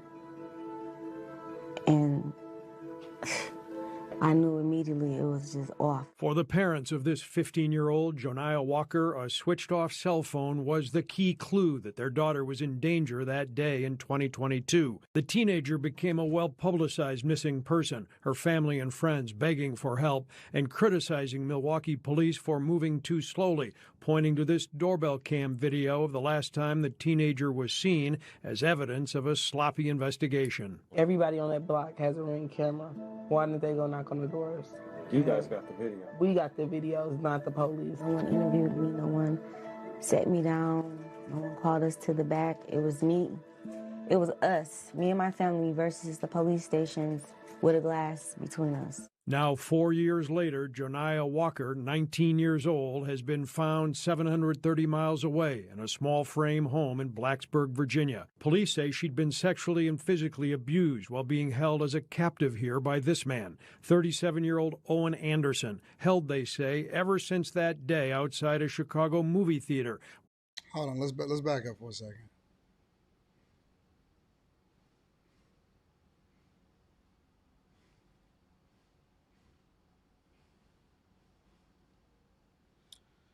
I'll come back to that.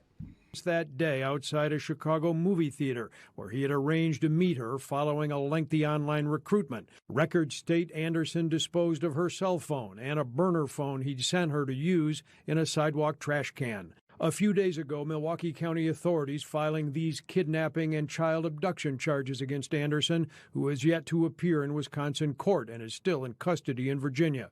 Milwaukee police declining our request to discuss the alleged kidnapping or answer questions about their investigation. An officer on the case has said previously that they had no indication the teenager had been targeted by an organized abduction ring. Can assure you that our agency did check into our databases that we use that assist us with human trafficking investigations, and we have no reason to believe that she was involved in human trafficking.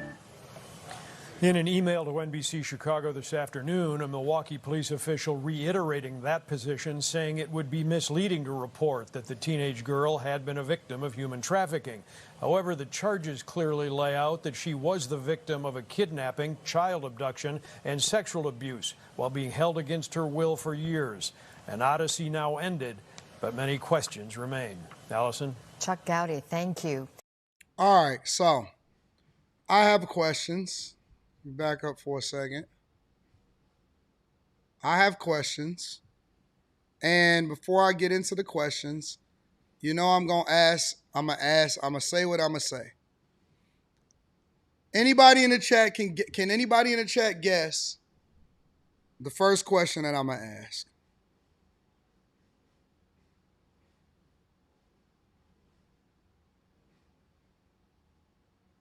Can anybody in the chat guess the first question that I'm going to ask?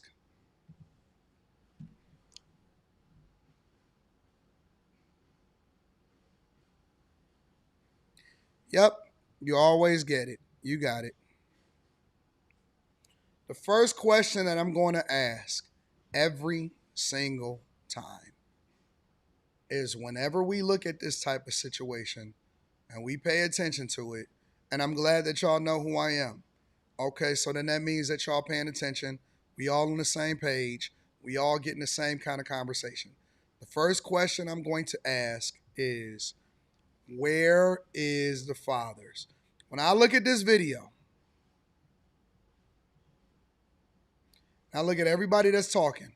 Her,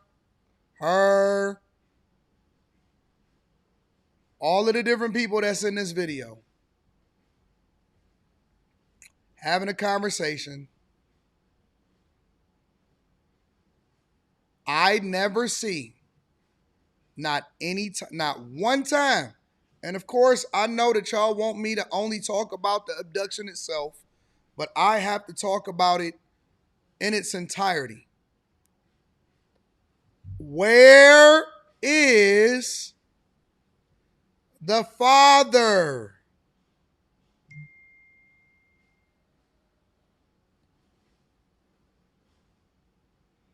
How come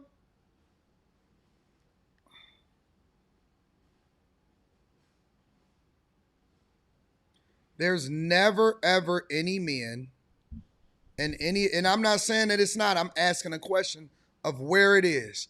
There's never ever any men that are involved in these girls and these boys and whoever these people's lives are.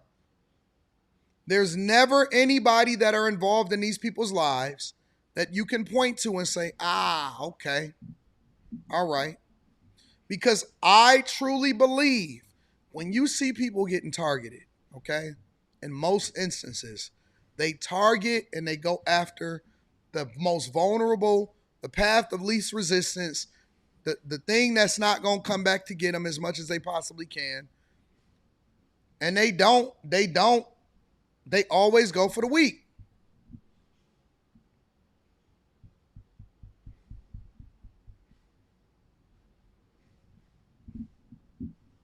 How is she able to communicate with somebody for as long as she's able to communicate with somebody and nobody is aware until she leave the house?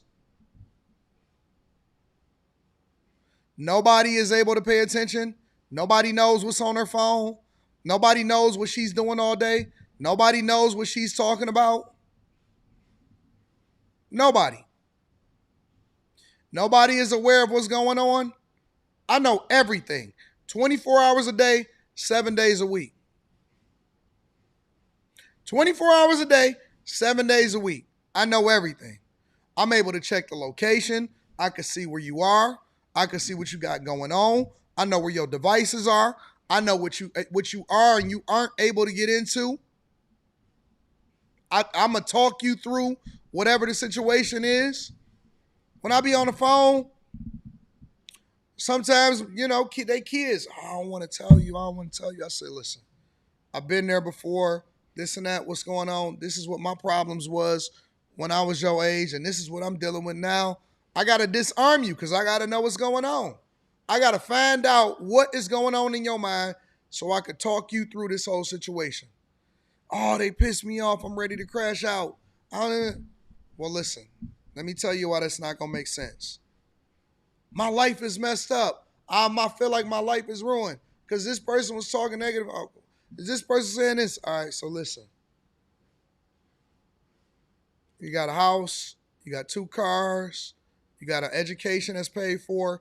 You got parents that love you. You got great friends. You got great opportunity that's ahead of you. You got an inheritance. You got a trust fund. You got all of these great things going for you. You going to let this one little person going to piss you off to the point to where you ready to crash out? Take a nap and tell me how you feel when you wake up. Okay, Dad. Take a nap, wake up. I was tripping. I know. And that's why you got to have a father in your life to talk you through it and help you to understand how you need to see things differently. It's jealousy. People going to get at you because you got a pretty significant father and they crashing out because they got to go home to dustiness. I'm going to talk you through it. I'm going to be there for you. That's why I don't even understand how people kick their kids out of the house at 18. What you mean you kick your kid out of the house at 18? Your kid still needs you. Your kids still need you at 18, 19, 20, 21, 22, 23, 24, 25. Your kid is still going to need you the whole time. This ain't an 18-year thing. This is a lifetime.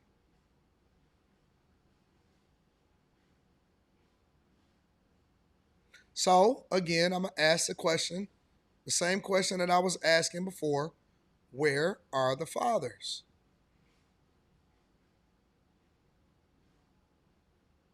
Where are the fathers?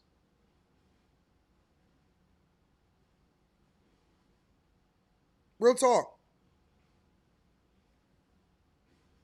My friend traded on me.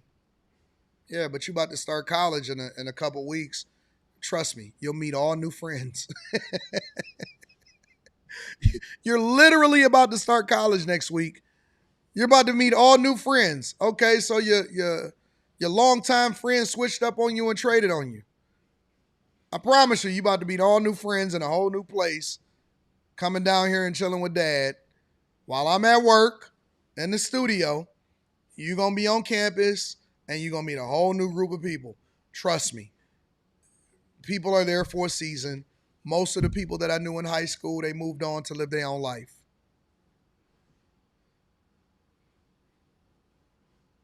Where are the fathers?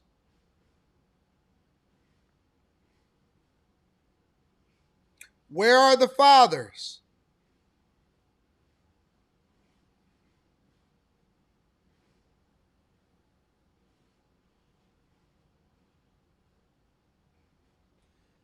And you know how I know that there's not an active father? Do you know how I know how there's not a... I don't even need to know. You know how I know that there's not an active father? Because I'm crashing out. I'm not sleeping till I get my daughter back. I'm not sleeping till I get my daughter back.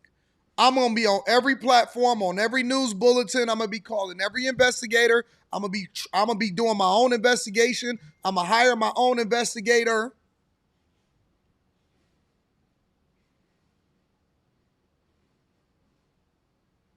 I will not sleep. 4 years? Bro, if you don't find, you're going to have to take my kid out the country somewhere. If you looking to take them, you're going to have to figure out how to cross the border with a coyote. Because if they ain't here in America, I'm coming to get them. I'm coming to get you. Dad is coming to get you. I got secret devices that's inside of some of her stuff just in case. Listen, I done thought of it all. Make sure you keep your watch on you. Make sure you keep this on you. Make sure you keep, okay, well, they will get rid of your device. Don't worry about it. I got something. I got another device somewhere else. This is where it's at. Make sure you keep this in this device. Make sure you keep this here. Because if I ever find out that something is gone, I know exactly how to track you and how to find you.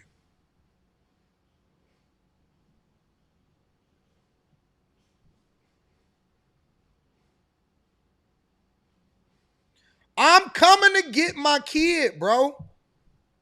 I'm crashing out. I'm coming to get my kid. I'm using I will spend every dime I have. I will sell every piece of property I got. I will divest and get rid of every stock I have, and I will put $1 million on your head. I will put $2 million on your head, and I bet you somebody gonna find my kid. I will put 5 M's on your head, and I bet you somebody, and I duffel bag it up, and I bet you somebody is gonna find my kid. Empty out every account, empty out everything, and I'm gonna put a bounty on you.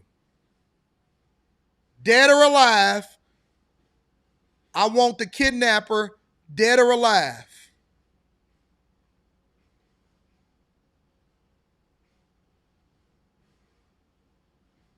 I want the kidnapper, dead or alive. 2.5 million alive, 5 million dead. I'm putting it on your head, bro. And I'm announcing it. And I'm going to use every platform. I'm going to use every resource in my arsenal to put it on your head.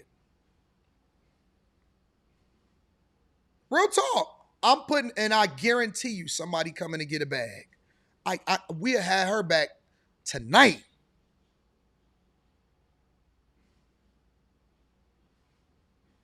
Tonight.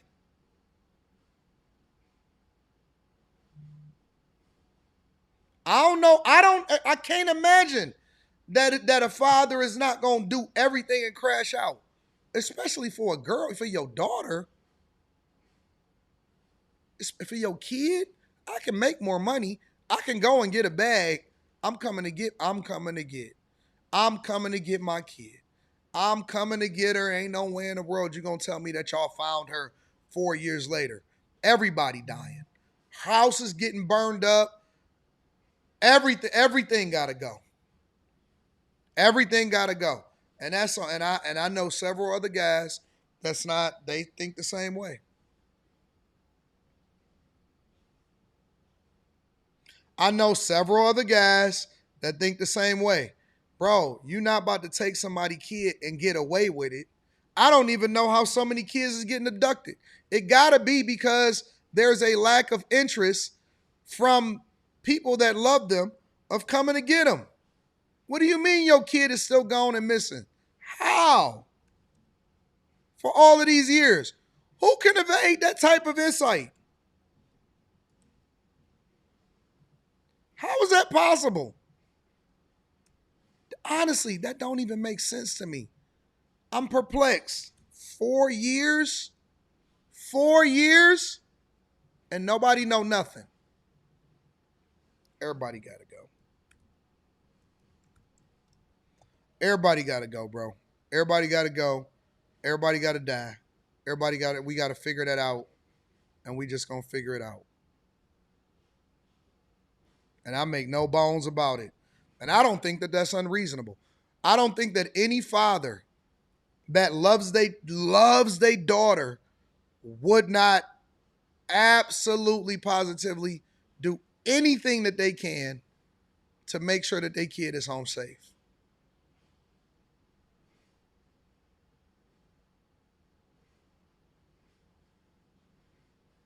It's weird, bro.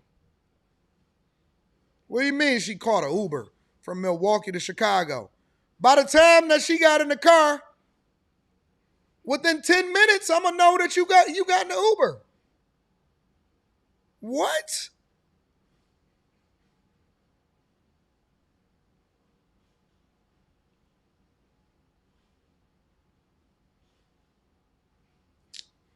Crazy, bro. This don't even make no sense to me. Hey, I think that people like this, personally,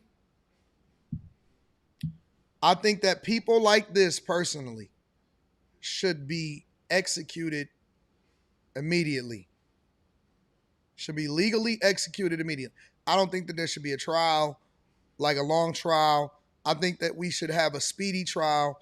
I don't think that there should ever be any plea deals offered, nothing. That should be over immediately. We shouldn't even be having no conversation about it.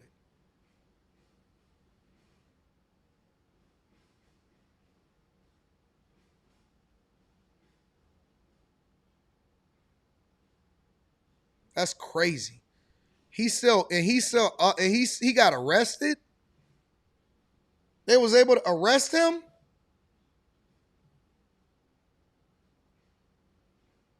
I can't stand child predators.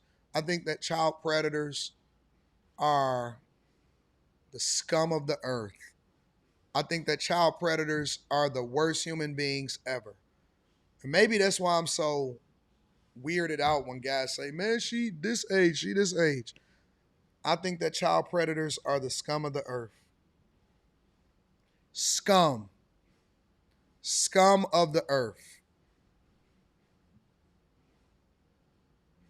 Scum of the earth, bro. And people be defending it. That's how I know these guys is crazy. That's how I know the Maddies is out of control.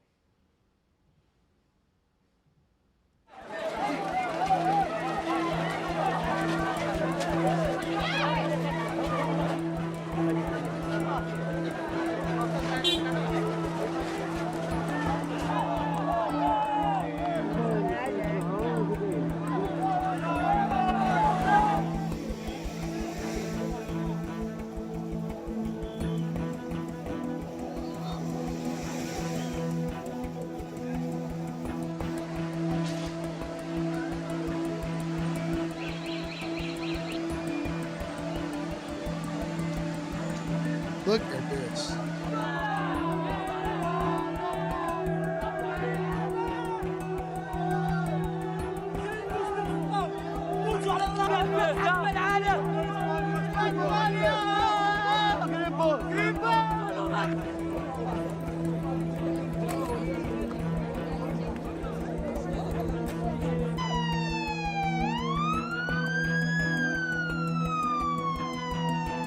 They don't even care.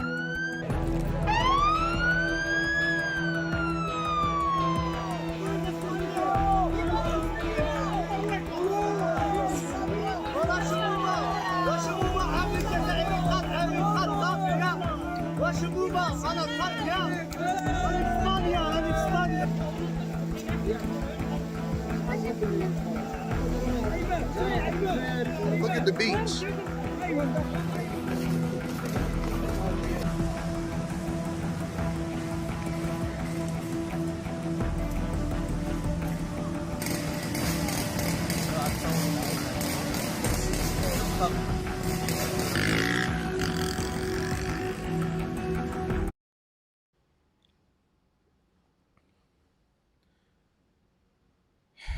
This is what they want America to be.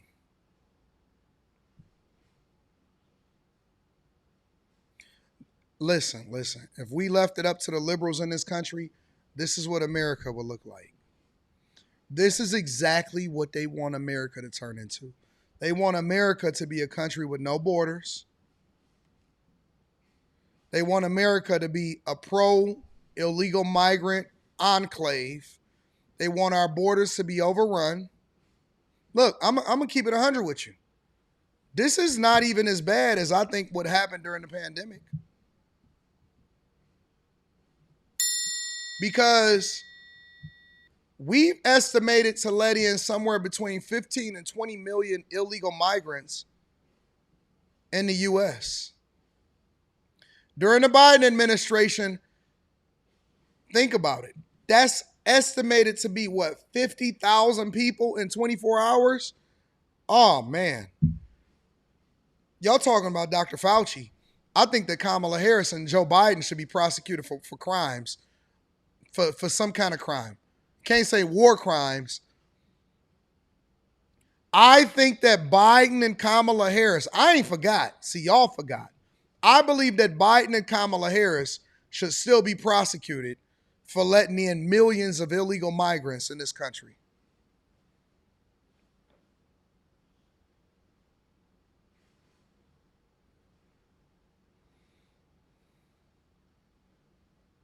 They let in tens of millions of illegals, and we never even blinked. Liberals act like it didn't even happen at all. Whole small towns was being ran over. Biden was flying them into certain cities all over the country, and they want us to forget about it. Look, bro, they want us to forget about 20 through 24. They're trying to erase 20 through 24 off of the history books and trying to act like we didn't see what we saw. Like we didn't see Biden suing Texas to open up their borders. That the planes was not full with illegals that was flying to different parts of the country. They want us to act like we never seen what we saw during 2000. They want to act like the pandemic didn't happen, that it wasn't millions of people that died, that our borders didn't get overrun, that we didn't have 12% inflation, officially 10%, but 12% inflation. When I hear people complain about now, and the fact that Trump is not literally cleaning up a 4-year window that was probably the most disrespectful and egregious since I've been born. They act like 2020 through 24 never happened. Like millions of people didn't die in hospitals, that our borders wasn't overran, that people wasn't complaining, that they wasn't fighting for toilet paper and paper towel. Like hand sanitizer was not being sold for an egregious amount of money. They want us to act like inflation wasn't the highest that we've seen in our lifetime. In my 44 years on this earth, we've never seen inflation in some parts of the country above 12 and 13%. That you couldn't even buy a car and a semiconductor shortage happened. That they want us to act like the last 4 years wasn't real. You know what? It was all an illusion. Watch this. It was all an illusion. It was all an illusion.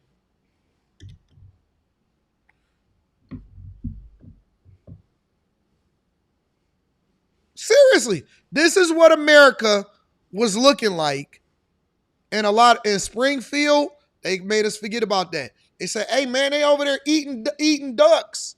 They eating the ducks and the geese over there at the lake. No, they not. They didn't do that. That's a myth. That's a myth. That didn't really happen. Hey man, we got a bunch of Haitians over here. They just dropped 40,000 Haitians in the town of 40,000 people. We got an 80,000 person town overnight. We ain't got enough jobs and infrastructure to support the 40. Hey man, these illegal migrants is driving, and they driving on the wrong side of the street and killing people. No, that didn't happen. Act like it didn't happen. No, that's Republican propaganda. It's Republican. Listen, this is the 2025 propaganda that they're trying to say. They're going to deceive the people.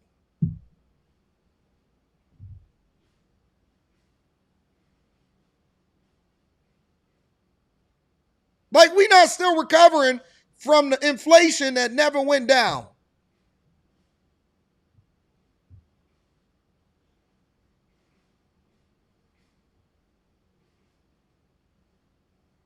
Oh, they eliminated that from the timeline. They went to the they eliminated that part of the timeline. It was all AI. Oh, okay. I got you. Makes sense. It was all AI. It wasn't real. Then you get these women that pop up. I can't believe what's happening in the Trump economy. How? You didn't even have a job. Like we wasn't all stuck in the house. trying to figure it out. I went crazy. I went and got my Halloween costume that I used in corporate America from before I retired, and I put on. I said, listen, let me get a hot dog suit and walk in the park. Make a video. What's going on is Anton from AntonDaniels.com. I appreciate you guys for continuing to rock with me. It's crazy out here.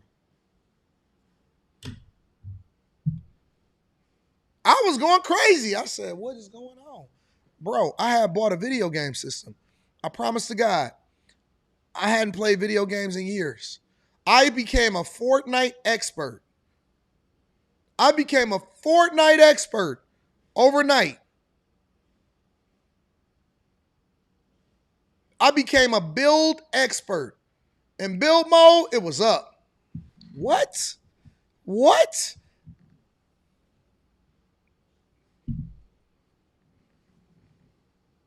Wasn't nothing out in the streets. Wasn't no hoes.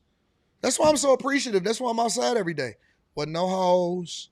Wasn't no brunches. Wasn't no parties. I moved to a whole nother state. That's how much I was I was so broken. I said, listen, we getting up out of here. My family was like, what? We leaving? Yay! I said, we leaving. I said, I'm taking a car, and I don't even know when we coming back. We going to Florida. We going to Miami. We're moving to Miami, and we're going to figure it out when we get there. I packed up everything. Packed up the computers. I packed up enough clothes. And I took the car, and I flew the family 2 days later after I got there and got everything set up.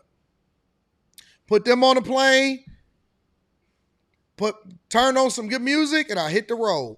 I ain't never did no junk like that. I would never do no junk. I would never drive damn near 24 hours to get to another side of the country. That's how crazy it was out here. That's how crazy it was. Yes, we traded the Russian merchant of death. Obviously, that's not helping Russia at all right now. Whole nother conversation. For Brittany Griner. We traded the Russian merchant of death for Brittany Griner. And y'all idiots was saying, yeah, we want another 4 years of this. Real talk, I'm not lying. I really did drive. One day, I never stopped. No sleep, no nothing. I said, I'm getting out of here. I'm getting out of here. I stopped for gas in Cincinnati. I stopped for gas in Atlanta. I think I might have stopped for gas in Tennessee. Something like that. I stopped for gas in, was it Jacksonville or something?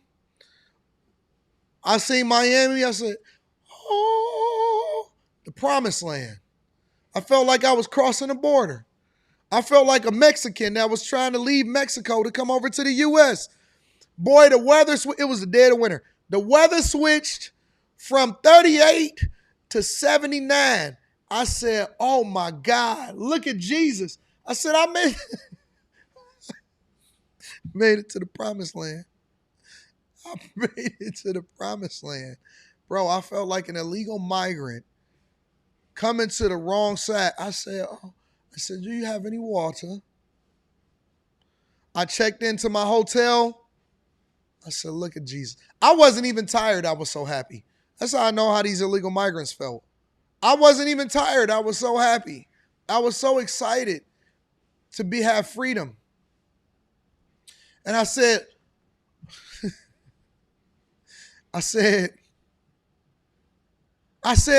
we have been cooped up in the house in Michigan for so long. And they was making us send in ballots to vote. I said, they over there walking around. They got stores open. Give us free. Give us free. Oh my God, look. Hey, I called my family on FaceTime. I said, family, look. They walking around with no mask on out here. Can you believe it? Grocery stores, shopping, food, restaurants, parties. brunch. Oh my God, what is going on? I haven't seen the sunlight in so long. What is happening down here? And I was trying to get my family and my friends to join me on the Underground Railroad. I was trying to get I'm telling you, I was trying to get my family and friends. I said, hey, y'all. I said, they's got freedoms down here in Florida. And they's got freedoms. They's got walk-ins. They's got shoppings. You can go to Walmart. You can go to Target. We got freedom down here, y'all. Y'all can come on down with me. They said, oh, I don't know. Oh, I don't know. Kamala and Biden is going to hold us accountable for not staying in the house. Kamala and Biden is they going to hold us. Gretchen Whitmer up here in Michigan, they's going to hold us accountable for not being in the house. Well, I don't know if we can cross the border between Michigan and Ohio, and they still got some catches out there, and they going to take us back to Michigan. I said, looks at what we got. Looks at what we got down here in Florida.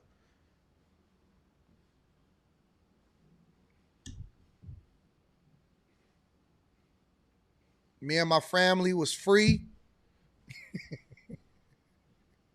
We were celebrating. It was Christmas. We celebrated Christmas. It was 80 degrees. I said, ooh. That's the DeSantis. He kept us open down here, guys. We can definitely thrive, and we can make a name for ourselves down here in South Florida.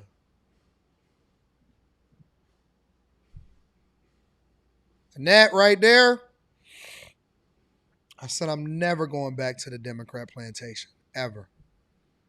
I said I'm never, ever. I had already left mentally, but I said I'm never going back to the Democrat plantation after this. I don't know how y'all forgot. I remember when I got my freedom papers. 12 years a slave up here in Michigan under Gretch. I was a free man. I was kidnapped and taken to the Democrat plantation. My name is James P. Fields. They changed my name to James P. Fields. I said, my name is Anton Daniels, and I was a free man. Made me James P. Fields up here in Michigan.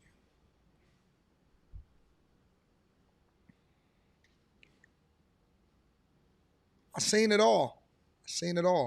And that was the moment when I crossed over into Florida and I seen that people wasn't wearing masks, and I had the freedoms to do what I wanted to do. From that day forward, I never, ever, ever, I declared that I was going to try to free as many slaves off of the Democrat plantation as possible. From that day forward, I made up in my mind that I was going to try to take as many people and expose them to the bag chasers as possible. I was going to give them financial freedom. I was going to teach them about real estate. I was going to teach them about, our culture and how we were being held down and enslaved and captive. But I tell you, there is no shortage of black people that call me out of my name, and they's holding on to Massa's leg. Oh no, you's gonna get us killed, Anton, trying to lead a Democrat plantation. Hell, oh no, no. And I come through and I say, hey guys, come on, y'all, we gotta find freedom off of this plantation. And they said, oh no. We's gonna keep on voting for Brandon Johnson, Because a good slave master is better than no slave master. We's going to keep on holding on. I don't care how many whips I got on my back. Those are straps. I earned the right. I've already made it to the top tier slaves. I'm in a house now. I'm in a house now. I say, listen, man, listen. Come on, man, it's freedom down here. We ain't got to wear no mask. We can make as much money as we want. We don't have to be dependent on the federal government. We don't need food stamps no more, y'all. I want my food stamps.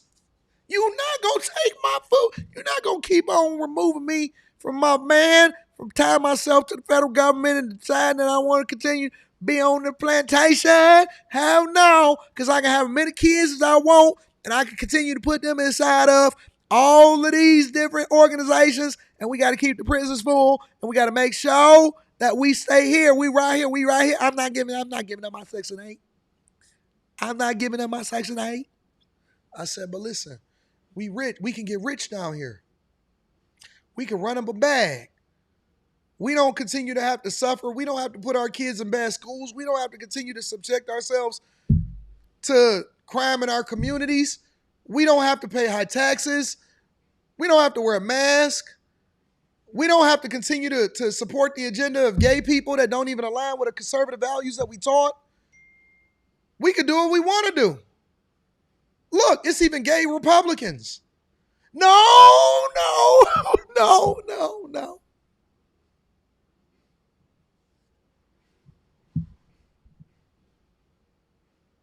But no, listen, you don't have to be on government assistance. You can make your own way. And you can also provide for other people.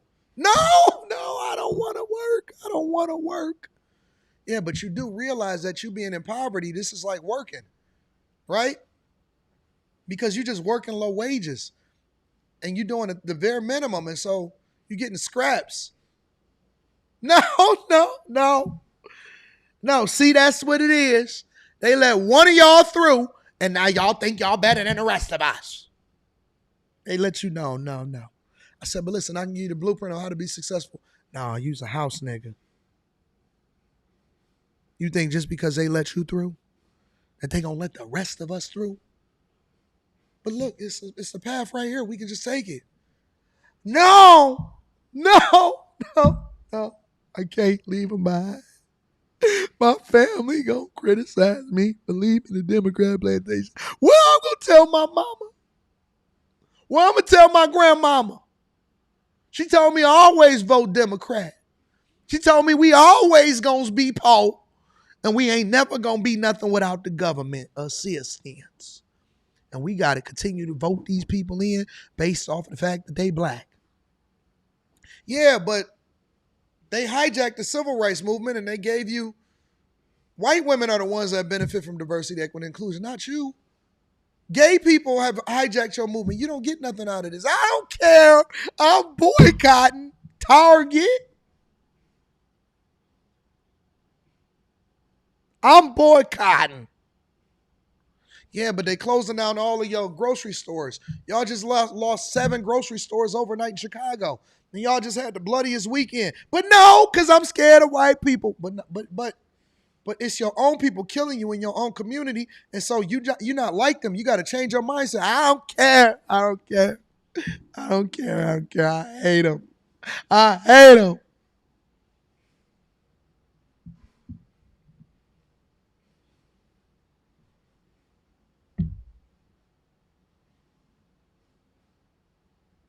Okay.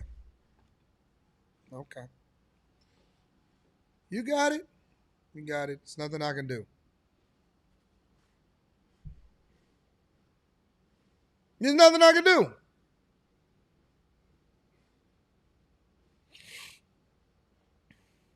But I'm about to sell my food stamps to go and get some tickets to go to Beyonce, Usher, and Chris Brown concert, though. I ain't have no money to do nothing. Why you at the Chris Brown concert and Usher concert if you ain't got no money? What are you doing? What's going on here? How are you saying that you ain't got no money for food, but you at the Chris Brown concert? I mean, we gotta have fun, don't we? Okay, you're right. You know what? You got it. I just be like, you know what? Y'all got it. Nothing that happens in the culture and the community makes sense. Nothing. Nothing that happens in the culture and the community that makes sense. I don't trust the government. So why are you taking so many food stamps from them?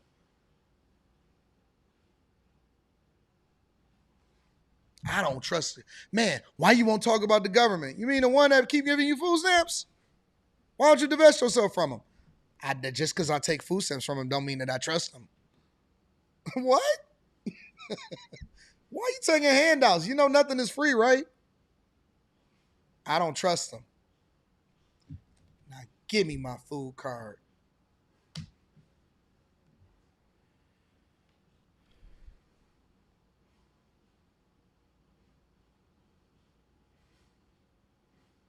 You know, in order to get that, you got to stay poor, right? Dumb motherfuckers. Make sure you guys... Oh, I'm sorry. I'm not done with this story. Give me a second. We'll get there.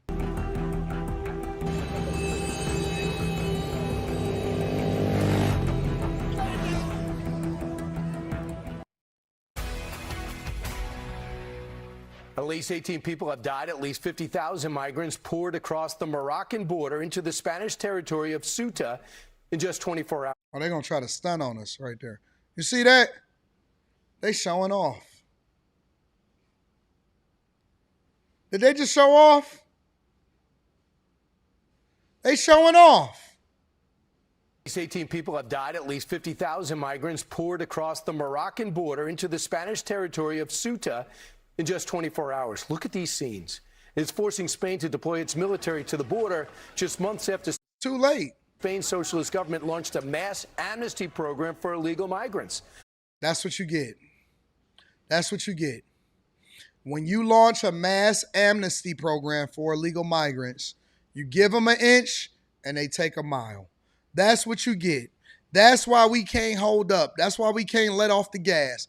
That's why we can't allow ourselves to continue to be invaded. You know why? Because the minute that you let your foot off the gas, they kicking in the door. Boom. Did a mass amnesty program, and now look, you got an invasion on your hands. You got an invasion. Now you got to send your own agents to the border to try to stop people from taking over after 50,000 people came in less than 24 hours. Now you got an invasion on your hands because you wanted to allow for amnesty and allow for illegal migrants to come to the country. Yo, if I'm a Spanish person, if I'm in Spain, and I was looking to go to Spain too. If I'm in Spain, I am heated. I am heated. I am angry. Our next guest warns this is what America could face if Biden-era progressives return to power. Remember, the TSA says no borders. Former Margaret Thatcher advisor Niall Gardner joins us now. Niall, your thoughts as you see the swarms go over the wall, go through the so-called turnstile and into Spain. Good morning, Brian. This is an absolute disaster for Europe, and it's the direct result of open borders, socialist, crazy policies, frankly, including a mass amnesty for illegal immigrants in Spain. And this is the result. At least 50,000 illegal migrants crossed into Spanish territory yesterday. Many more will cross in today. Some estimates indicate that the official figure is far too low. There could be perhaps 80 to 100,000 migrants who've crossed into Spanish territory. And this is a vision of America's future if the socialists, the communists take power in the United States in 2029. Because this is exactly what they're going to do, offer an amnesty, have an open border, and you'll see the invasion of the United States. So what is happening in Europe right now is a vision of America's future if the crazy communists, socialists, the far left seize power in the United States. So this is a nightmare scenario, actually, not only for Europe, but also for America as well, if we see these scenes unfolding a few years from now. So, you know, the thing is, this isn't random. This is Spanish Supreme Court ruled that limited the immediate return of migrants intercepted after reaching Ceuta by sea. And then they had a 2025 program that told undocumented migrants who did not commit crimes, basically you can stay. So if you're in Morocco living in squalor, you go, this is my chance.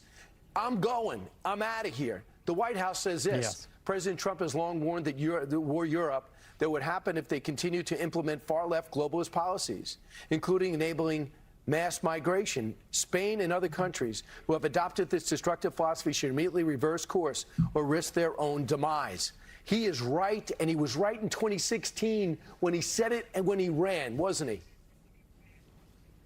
Yeah, President Trump is absolutely right about what's happening in Europe today. We're seeing, frankly, the future of Western civilization under threat right now as a result of mass migration, as a result of open borders policies. And this is what happens, of course, when the left take power. And what we're seeing right now in North Africa, in Europe, is what would have happened to the United States if Kamala Harris had become president, actually. There's no doubt about it, actually. And we are seeing really, literally in real time, the end of Western civilization as a result of socialist policies. And once all these migrants are into Spanish territory, many more, of course, will come in. They will then eventually have the freedom to move across the entire European Union. That's crazy. And this is a disaster not only for Spain, but also a real tragedy, I think, for the whole of Europe.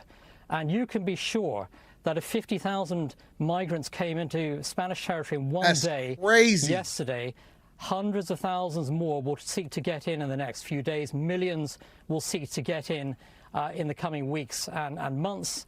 And this is a disaster on epic And I don't know if y'all scale. see this, but if y'all paying attention to this, these are all men.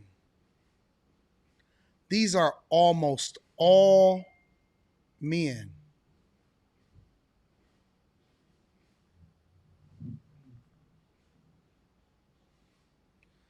I don't know if y'all seeing this. This is something that people are not pointing out. This is almost all men that are coming into the country, into Spain.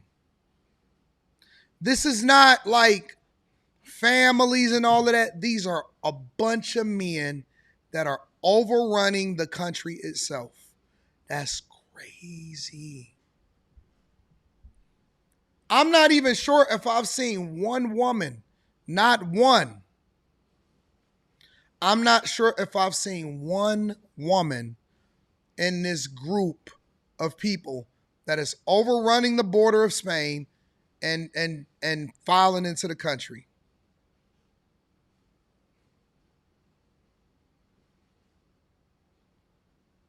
This is a disaster on epic scale, actually, for Europe. Fortunately, here in the It's United all States, men. we have a president who It's all men. defends America's borders, protects the American people. No shirts. But in Shirts. Europe, you have absolutely the No the shoes. opposite. But as I mentioned earlier, That's this crazy. is, without a doubt, it's a huge warning to the United States.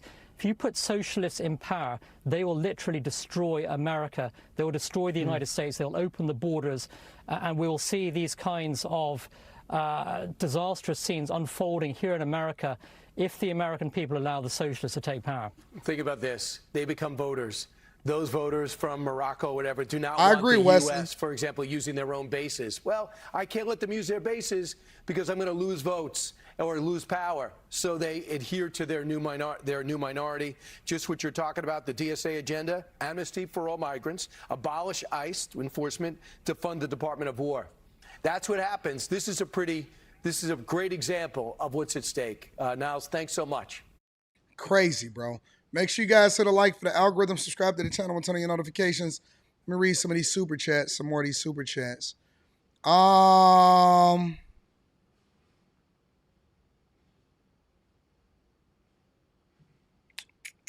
Spacer says, paid off $15K in debt, and now I'm laser focused on building my stock portfolio.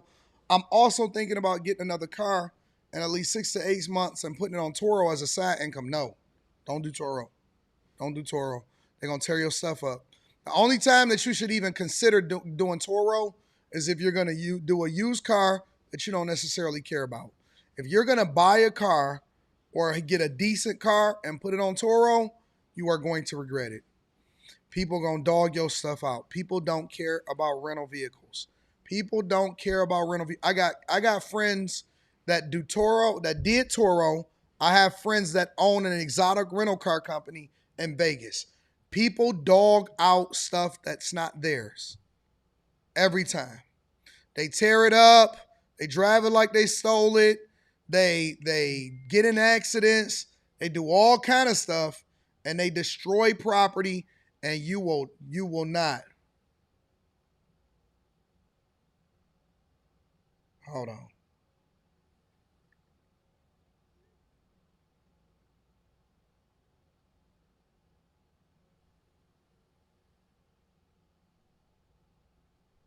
I don't even know if she got her phone right now. Hold on, let me see something.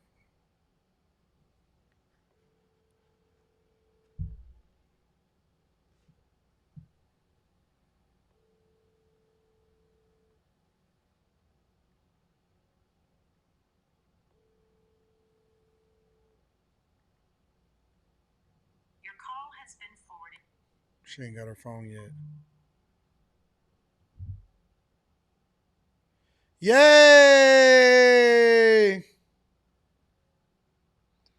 My daughter made the national team. She won her tournament. I'm so happy about I'm so happy for her. Yeah, don't do Toro.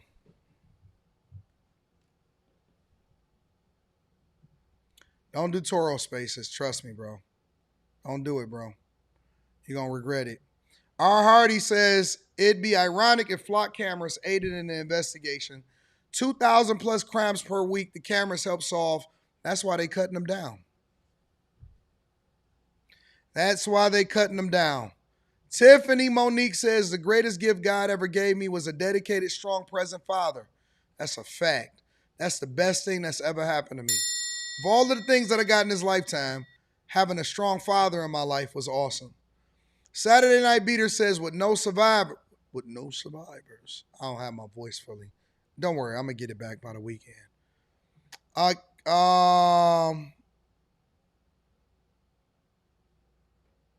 see, Carrington says, I see the chip on your shoulder, Anton. I got a chip on my shoulder? Because I said that I'm in a good space and that I'm moving forward with positivity and I don't have, if anything, I don't have a chip on my shoulder. Content creation be having y'all tweaking. Keep peace with the people that fuck with you, bro. So wait a minute. Let me ask you a question, Carrington. So y'all can say and have y'all opinion. Because let's be clear. I don't get rid of people. I don't tell people that they can't have their opinion and all of that. So y'all can have an opinion about what y'all feel about me. But I can't have an opinion because y'all support me. Listen, y'all got to get out of y'all feelings, bro. Just because I don't respond the way that y'all feel like I need to respond doesn't mean that just because listen, I go back and forth every day with different people that agree with me, that don't agree with me, and we all keep it moving and we have a good time. It sounds like you and your feelings because you didn't like the response that I gave. Every day is people that have thick skin. People come at me. I go back at them. In the chat, I allow for people to come up and say crazy shit to me sometimes on the platform. And now all of a sudden I got a chip on my shoulder. Maybe I should have a chip on my shoulder. Maybe I should execute Order 66 and start going back at y'all. Unfortunately, I don't have it in me, big dog. I'm just not angry. I'm not upset. I apologize that I call a spade a spade. And listen, people could have their opinion about how they feel about me. They're going to have it anyway. And I'm going to have my opinion too. And I'm going to keep it moving. Carrington, listen. I don't have to keep the peace with nobody. I'm not beholden to anybody. Unless you are a bag chaser, Those are the only people I'm beholden to because I owe them the information. I owe them the insight. I owe them the meetups. I owe them everything. I don't owe anybody anything. And let me say this. And if you don't fuck with me, then just don't fuck with me. Don't try to convince me to do anything. I'm never going to do anything that anybody tells me to do. I only subject myself to God.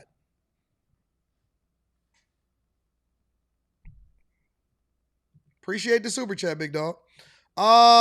Isaiah Robinson says, I will find you. Yeah, y'all know the rest. Shout out to my dog, Isaiah Robinson. Manny Plays PC says, there's videos of those invaders trying to break into the local homes. Wow. Yeah, they are sensitive in the chat. It's always the non-sensitive ones that's sensitive, right? Wesley Turner says, all men crossing that border, this is how you know the politicians are allowing their own countries to be destroyed.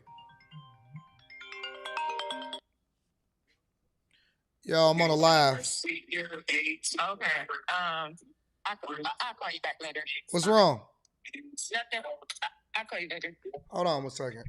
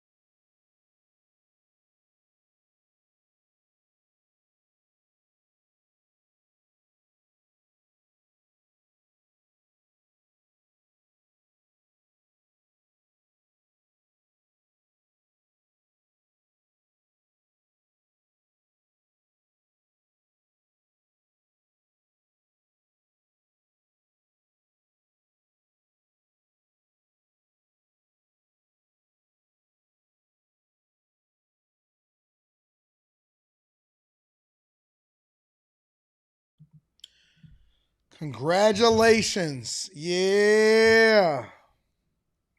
The citizens will suffer for this. Yep, I agree with you, Wesley Turner. Let me see what else is happening in the chat. Keon Bell says, I tell folks the father and law-abiding citizen was the good and Jamie was the bad guy. The father's crash out was valid. Damn, that's a good conversation. I don't know if Jamie was the bad guy.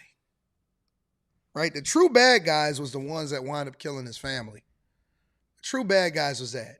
So I don't know if you can say Jamie was the bad guy. I will say Jamie was a part of the system. The father was when Gerard Butler started killing innocent people, that's when you start to teeter the line between good and bad. Because now you're talking about an anarchist in a way. It's a difficult conversation to have. Saturday Night Beater says, AD, I see by day self 24/7. I watch him for a bit.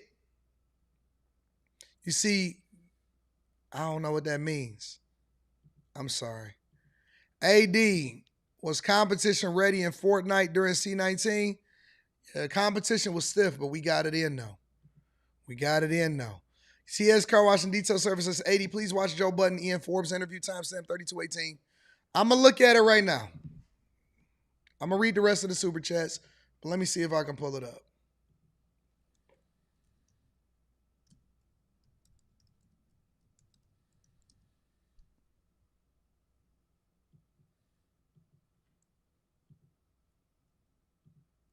I got you. The rest of the show is going to be requests from y'all on what's happening in these streets. All right?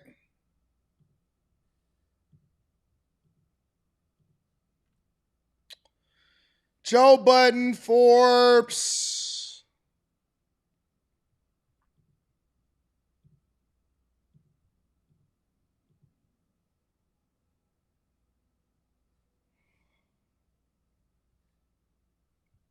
All right, well, let's do this thing. I'll check it out in a second. Chris Cunningham says, "What's your name?" Is Anton, no James B. No James B. Phil. I'm Platt. I'm not Platt. Saturday Night Beater says, "Cotton Gin for the win." Shout out to Saturday Night Beaters. Manny Plays PC says, "I can see it now. You walking to the end of the plantation while all of the other slaves yelling, 'James! James, get back here!'" Last thing you see before you disappear is you raising your fists. Man, listen, bro. They on the plantation. It's so heartbreaking also a lot of times to know and to see a lot of people that fight against their own best interests, and they don't even realize that they're suffering. But again, it's not for everybody. Tiffany Monique says, "Your one-man skits are legendary and all facts." Somebody asked me in the chat, they said, "How am I able to do this and talk in a quiet room with nothing else around me?" I don't know. I'm a professional. You know what I'm saying? I'm a professional. You know what's so interesting about that is like when I went on shows like Dr. Phil and stuff. Hey baby, I'm on a live stream. Oh, shoot, she's still. Hey baby, I'm on a live stream. I'll call you later. Hold on one second.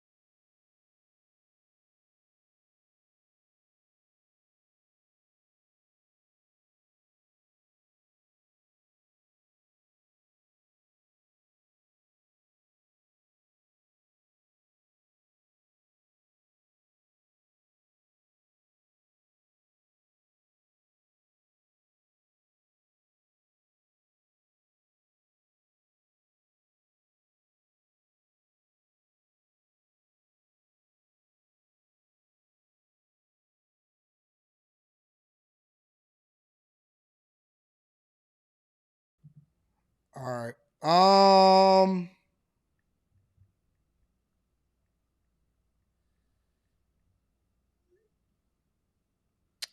Let me see what's going on. What else? Patrick Fobb says there's tens of trillions floating around for anyone to grab, and they just want $10 an hour. I'm never going back to living like that. Me either, bro. Ever. The DSA wants mass amnesty for illegals here too. I know.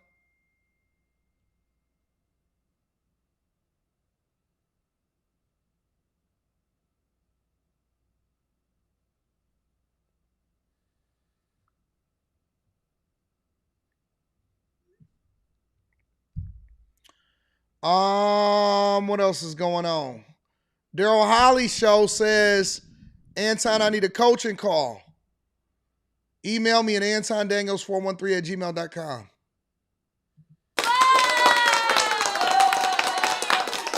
Right now, email me at AntonDaniels413@gmail.com. Marlo Reed says, "Bruh, please stop. My stomach is hurting and I'm laughing so damn much." I entertain y'all all day.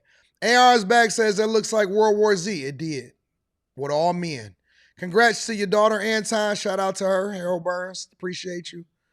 Good morning, AD. Can you do a Patreon on what gig jobs are good?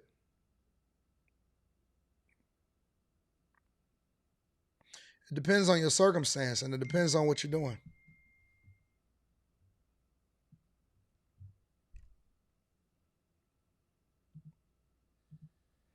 Leo Girl says, "I truly fear our next election." Don't fear the next election. It'll be cool. Harold Burns says, "Open the package. I sent live will love it. Well, that'll have to be Monday. Dean says, what's 3 common traits most successful wealthy people have? They're able to not let their emotions affect their decisions. They have the ability to have endurance. And I'm trying to pick a good one. They don't let their emotions control their decision making. They endure long enough to actually get to the results.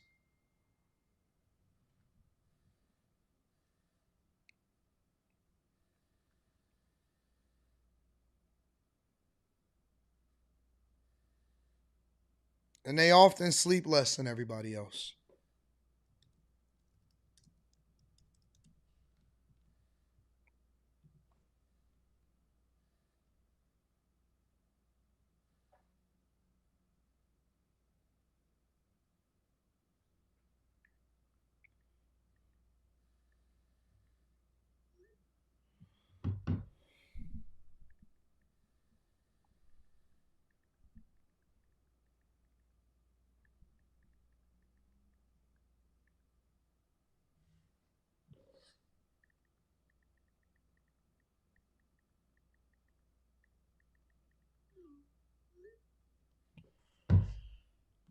Let me see. All right, so that's going on. So I'm gonna get that prepared. Pretty much, and they sleep less than everybody else. They're willing to sacrifice more. They tend to not spend as much time around focusing on women. My dog Jay Ben says Spain winning the World Cup and free undocumented citizens in the same month is crazy work. You can't make this up. Kevin Samuel's voice. Brick Squad says you don't have any Fortnite claps to show us though. No, I wasn't recording it. Like I wasn't trying to be a streamer on Fortnite or nothing like that. I might have some. Give me a second. Let me do some research. I might have something for you. And that would be super old.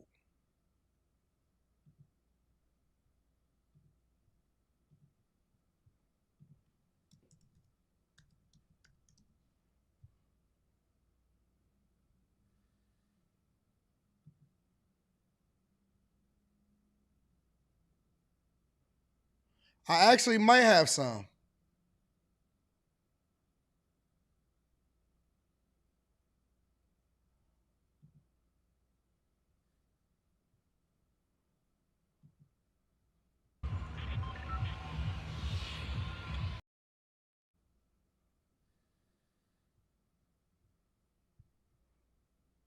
Actually, you may be in luck, my friend. See what happens? See, I don't lie. I don't cap. And because I don't lie and I don't cap,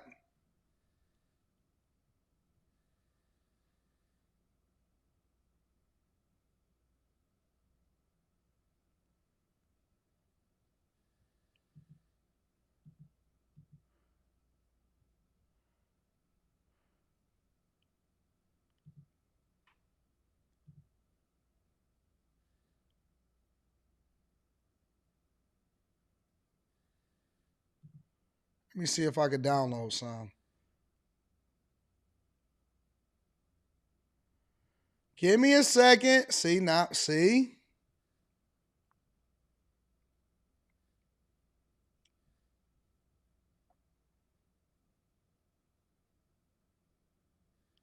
Give me a second. Let me see if I can find something.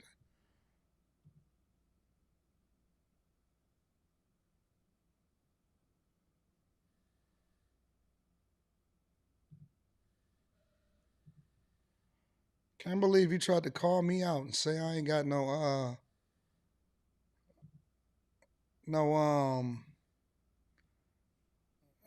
nothing to show y'all.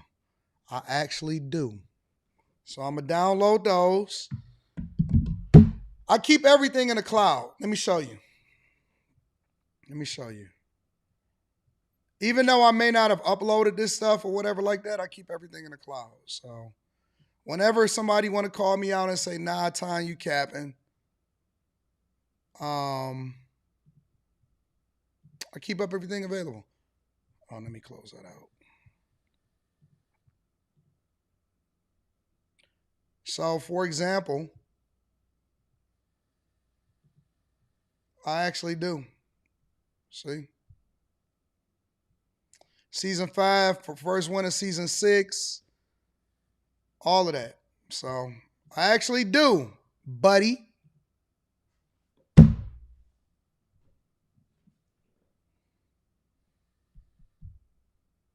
We'll see.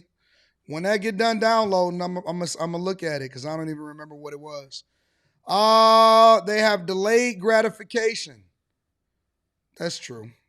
Some of us. Jay Denoir says Britain, France, and all of Europe is governed by weak white men who cross their legs. Winston Churchill and Margaret Thatcher both rolling in their graves. That's one way to look at it. All right, 3218 is what you want me to look at, right?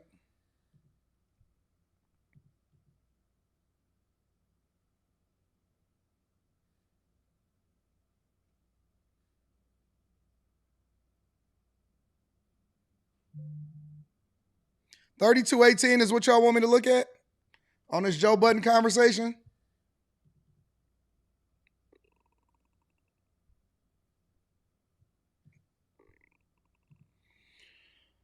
$32.18.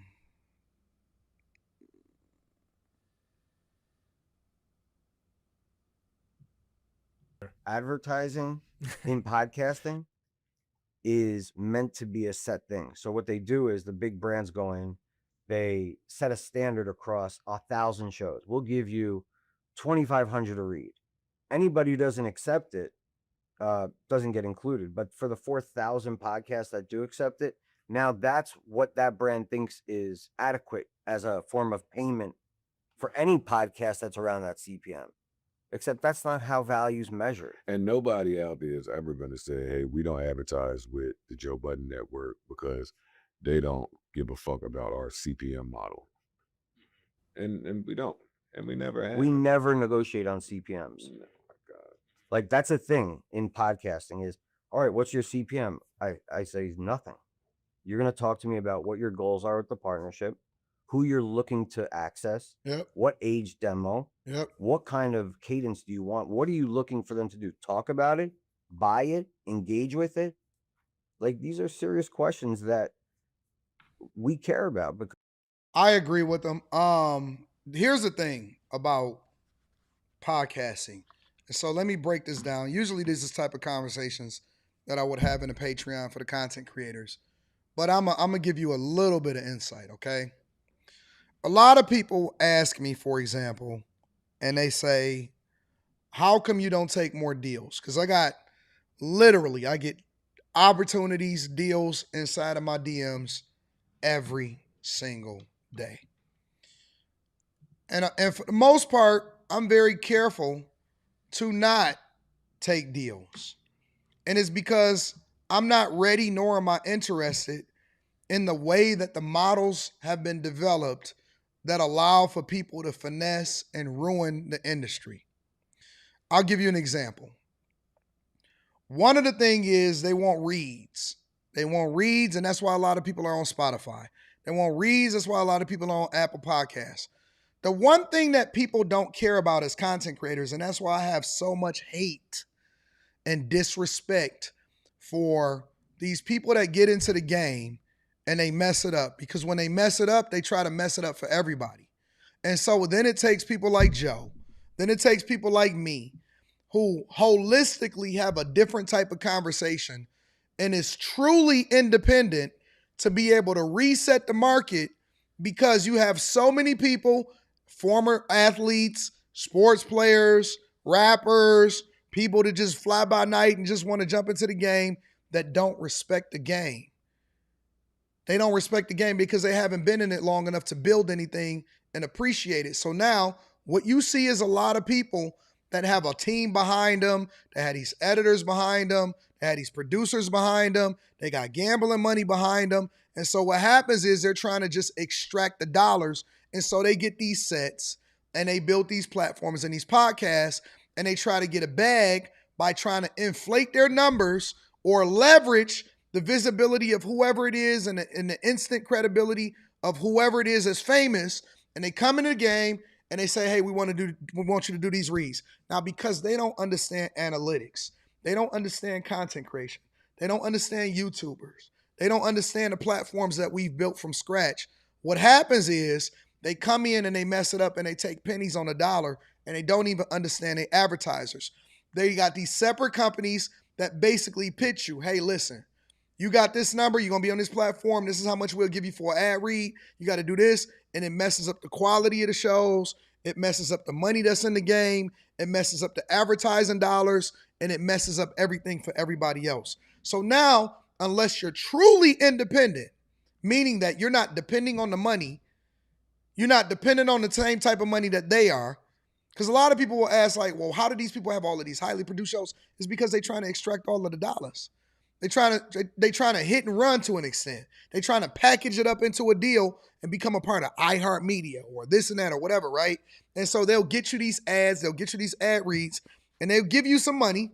You become basically a salaried employee, but you don't really extract the value, nor do you add the value to the advertisers, right? So what we've done is, and I'm suspecting this is what Joe has done, what we've done is we built our numbers up and we did it the right way. We made sure that we had an audience that truly rocks with us. Not based off of finesse, not based off of fake numbers, not based off of none of that, based off of authentic viewers that really rock with us.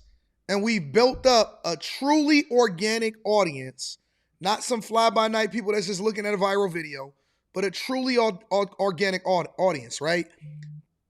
But what we've also done is say, all right, I'm going to just take this advertiser, or I may take this, or I may take Teach, or whatever, right?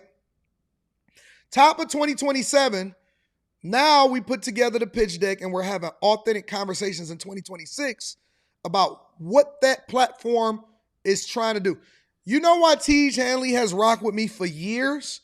Is because the conversations that we have with Tej is, what are you trying to do? What is value to you?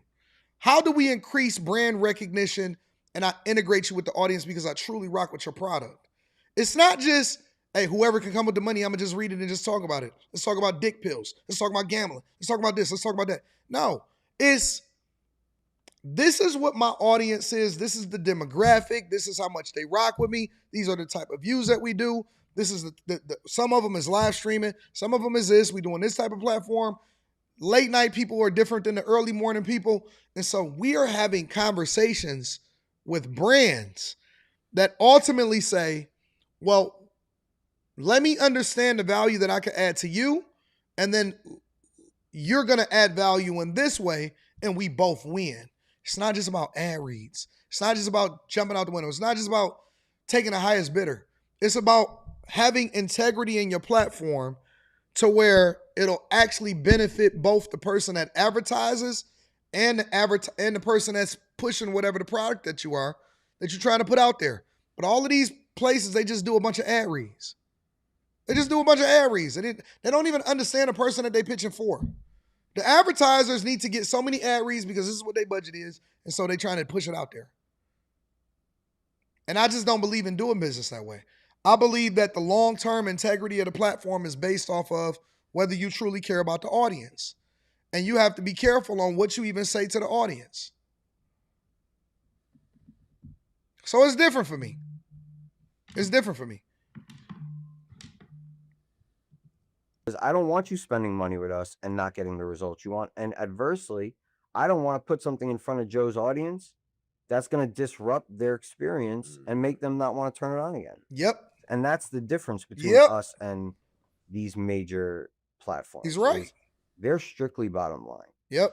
I'm with Joe going strictly experience first. The money will chase us down. Yeah. And it has to be that way. Dawg, he is literally operating with the same mentality that we talk to the bag chasers about.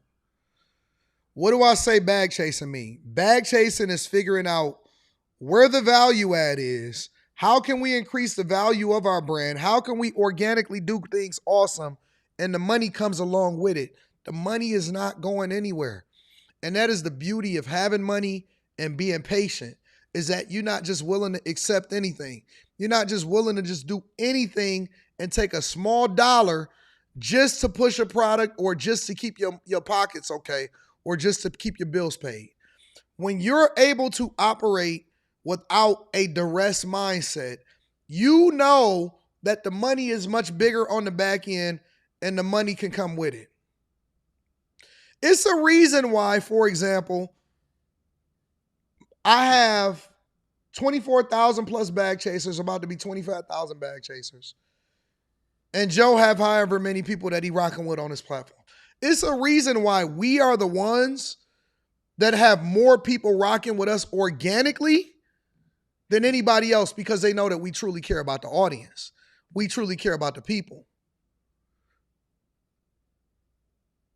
It's a reason why there's a gap between the people that truly have an organic audience that rocks with them and the people that just get some views because they go viral or whatever, or they get the hit and run and whatever.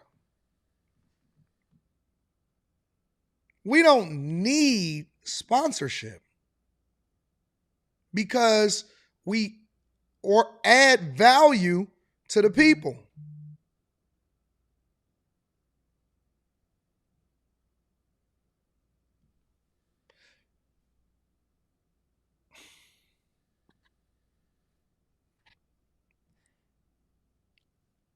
I'll tell you something else. You want to know something else? Maddies don't have money.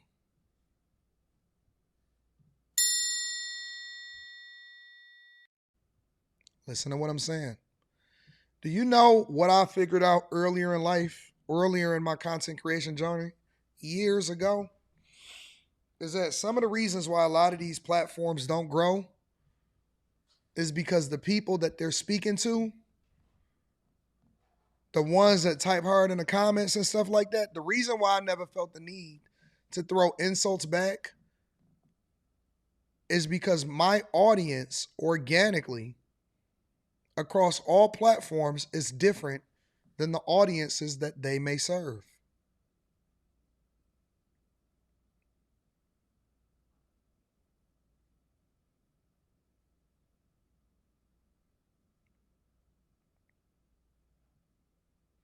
I don't have to compromise my integrity or what I believe at the time to serve an audience. I can authentically be myself and move in a way that I feel like is best for me without having to worry about my audience abandoning me because they love me. On a Friday, I had over 2,000 people on a Friday. Now, that may not sound like a lot of people, but it's a lot of people on a Friday morning while everybody is at work. On days where a lot of people don't even really go to work on a Friday. Most people take Fridays off. We have thousands and thousands of people that continue to rock with us. It's a reason for that. It's a reason for that. Keeping it 100.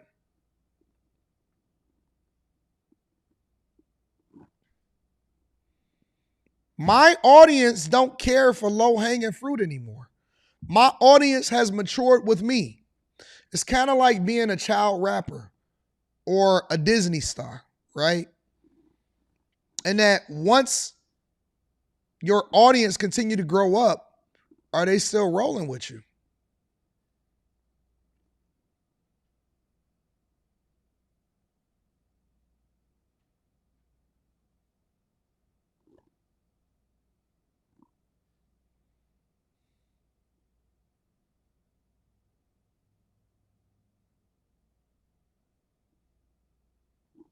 Joe has an authentic audience. I see people go at Joe all the time and they criticize Joe.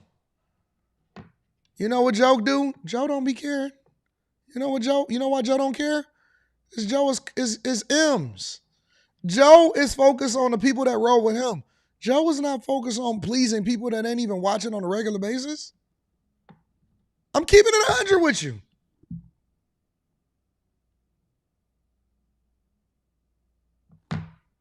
Joe don't care.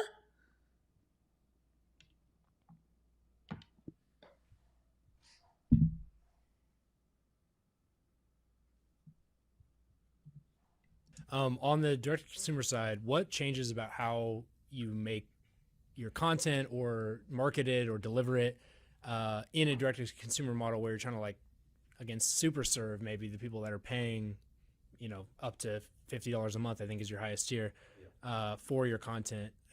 Does anything change about how Talking you make about the Joe show Budden. if you're trying to super serve your big fans? A bit more personable for me. On our Finane episodes that we released to the public, we try to stay pop culture based, music, arts, television. We don't really veer off too much. On the direct to consumer podcast, yeah, it's a lot more. You can hear about somebody's day. You can hear about somebody's thoughts on whatever. You hear about somebody's family. It's just a personal. If you want to talk about you having to pick up your dog's poop when you walk them, you can do that. It's When you doing M's, you don't care about ego no more. The authenticity of who you are overshadows the ego when the M's is M'ing. When the M's is M'ing, you don't care. Jay ain't tripping off a Dame because Jay sold out Madison Square Garden 3 nights in a row. That's what people don't understand. You can howl at the moon, but the moon probably is never going to howl back because the moon is still the moon.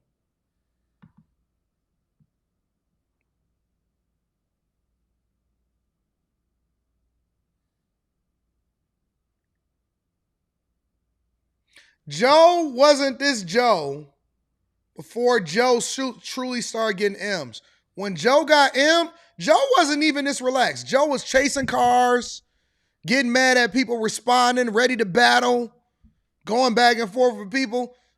Joe be like, man, you don't really want me to pop out because I can get the seats that you covet. Joe be chilling now. Joe don't even care when people criticize him. Joe be just kicking it. Jay be outside signing autographs. Hey, what's up? Only one, guys. All right, I'll see you. What's up, B? You ready, B? These niggas ain't tripping off none of that. A lot of times they're looking for a worthy opponent. They're looking for a worthy opponent. Why would he spend anything other than 3 bars on this when they looking for a worthy opponent and they actually itching to pop out? They just itching to pop out against somebody that's a worthy opponent. That's worth the effort.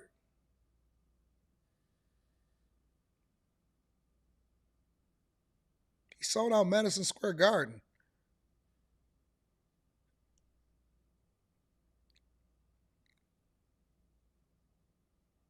I mean, not Madison Square Garden. You're right, Yankee Stadium. Yankee Stadium, he did Yankee Stadium 3 nights in a row. It's crazy. It's absolutely insane. Make sure you guys hit a like for the algorithm, subscribe to the channel, and turn on your notifications. Oh.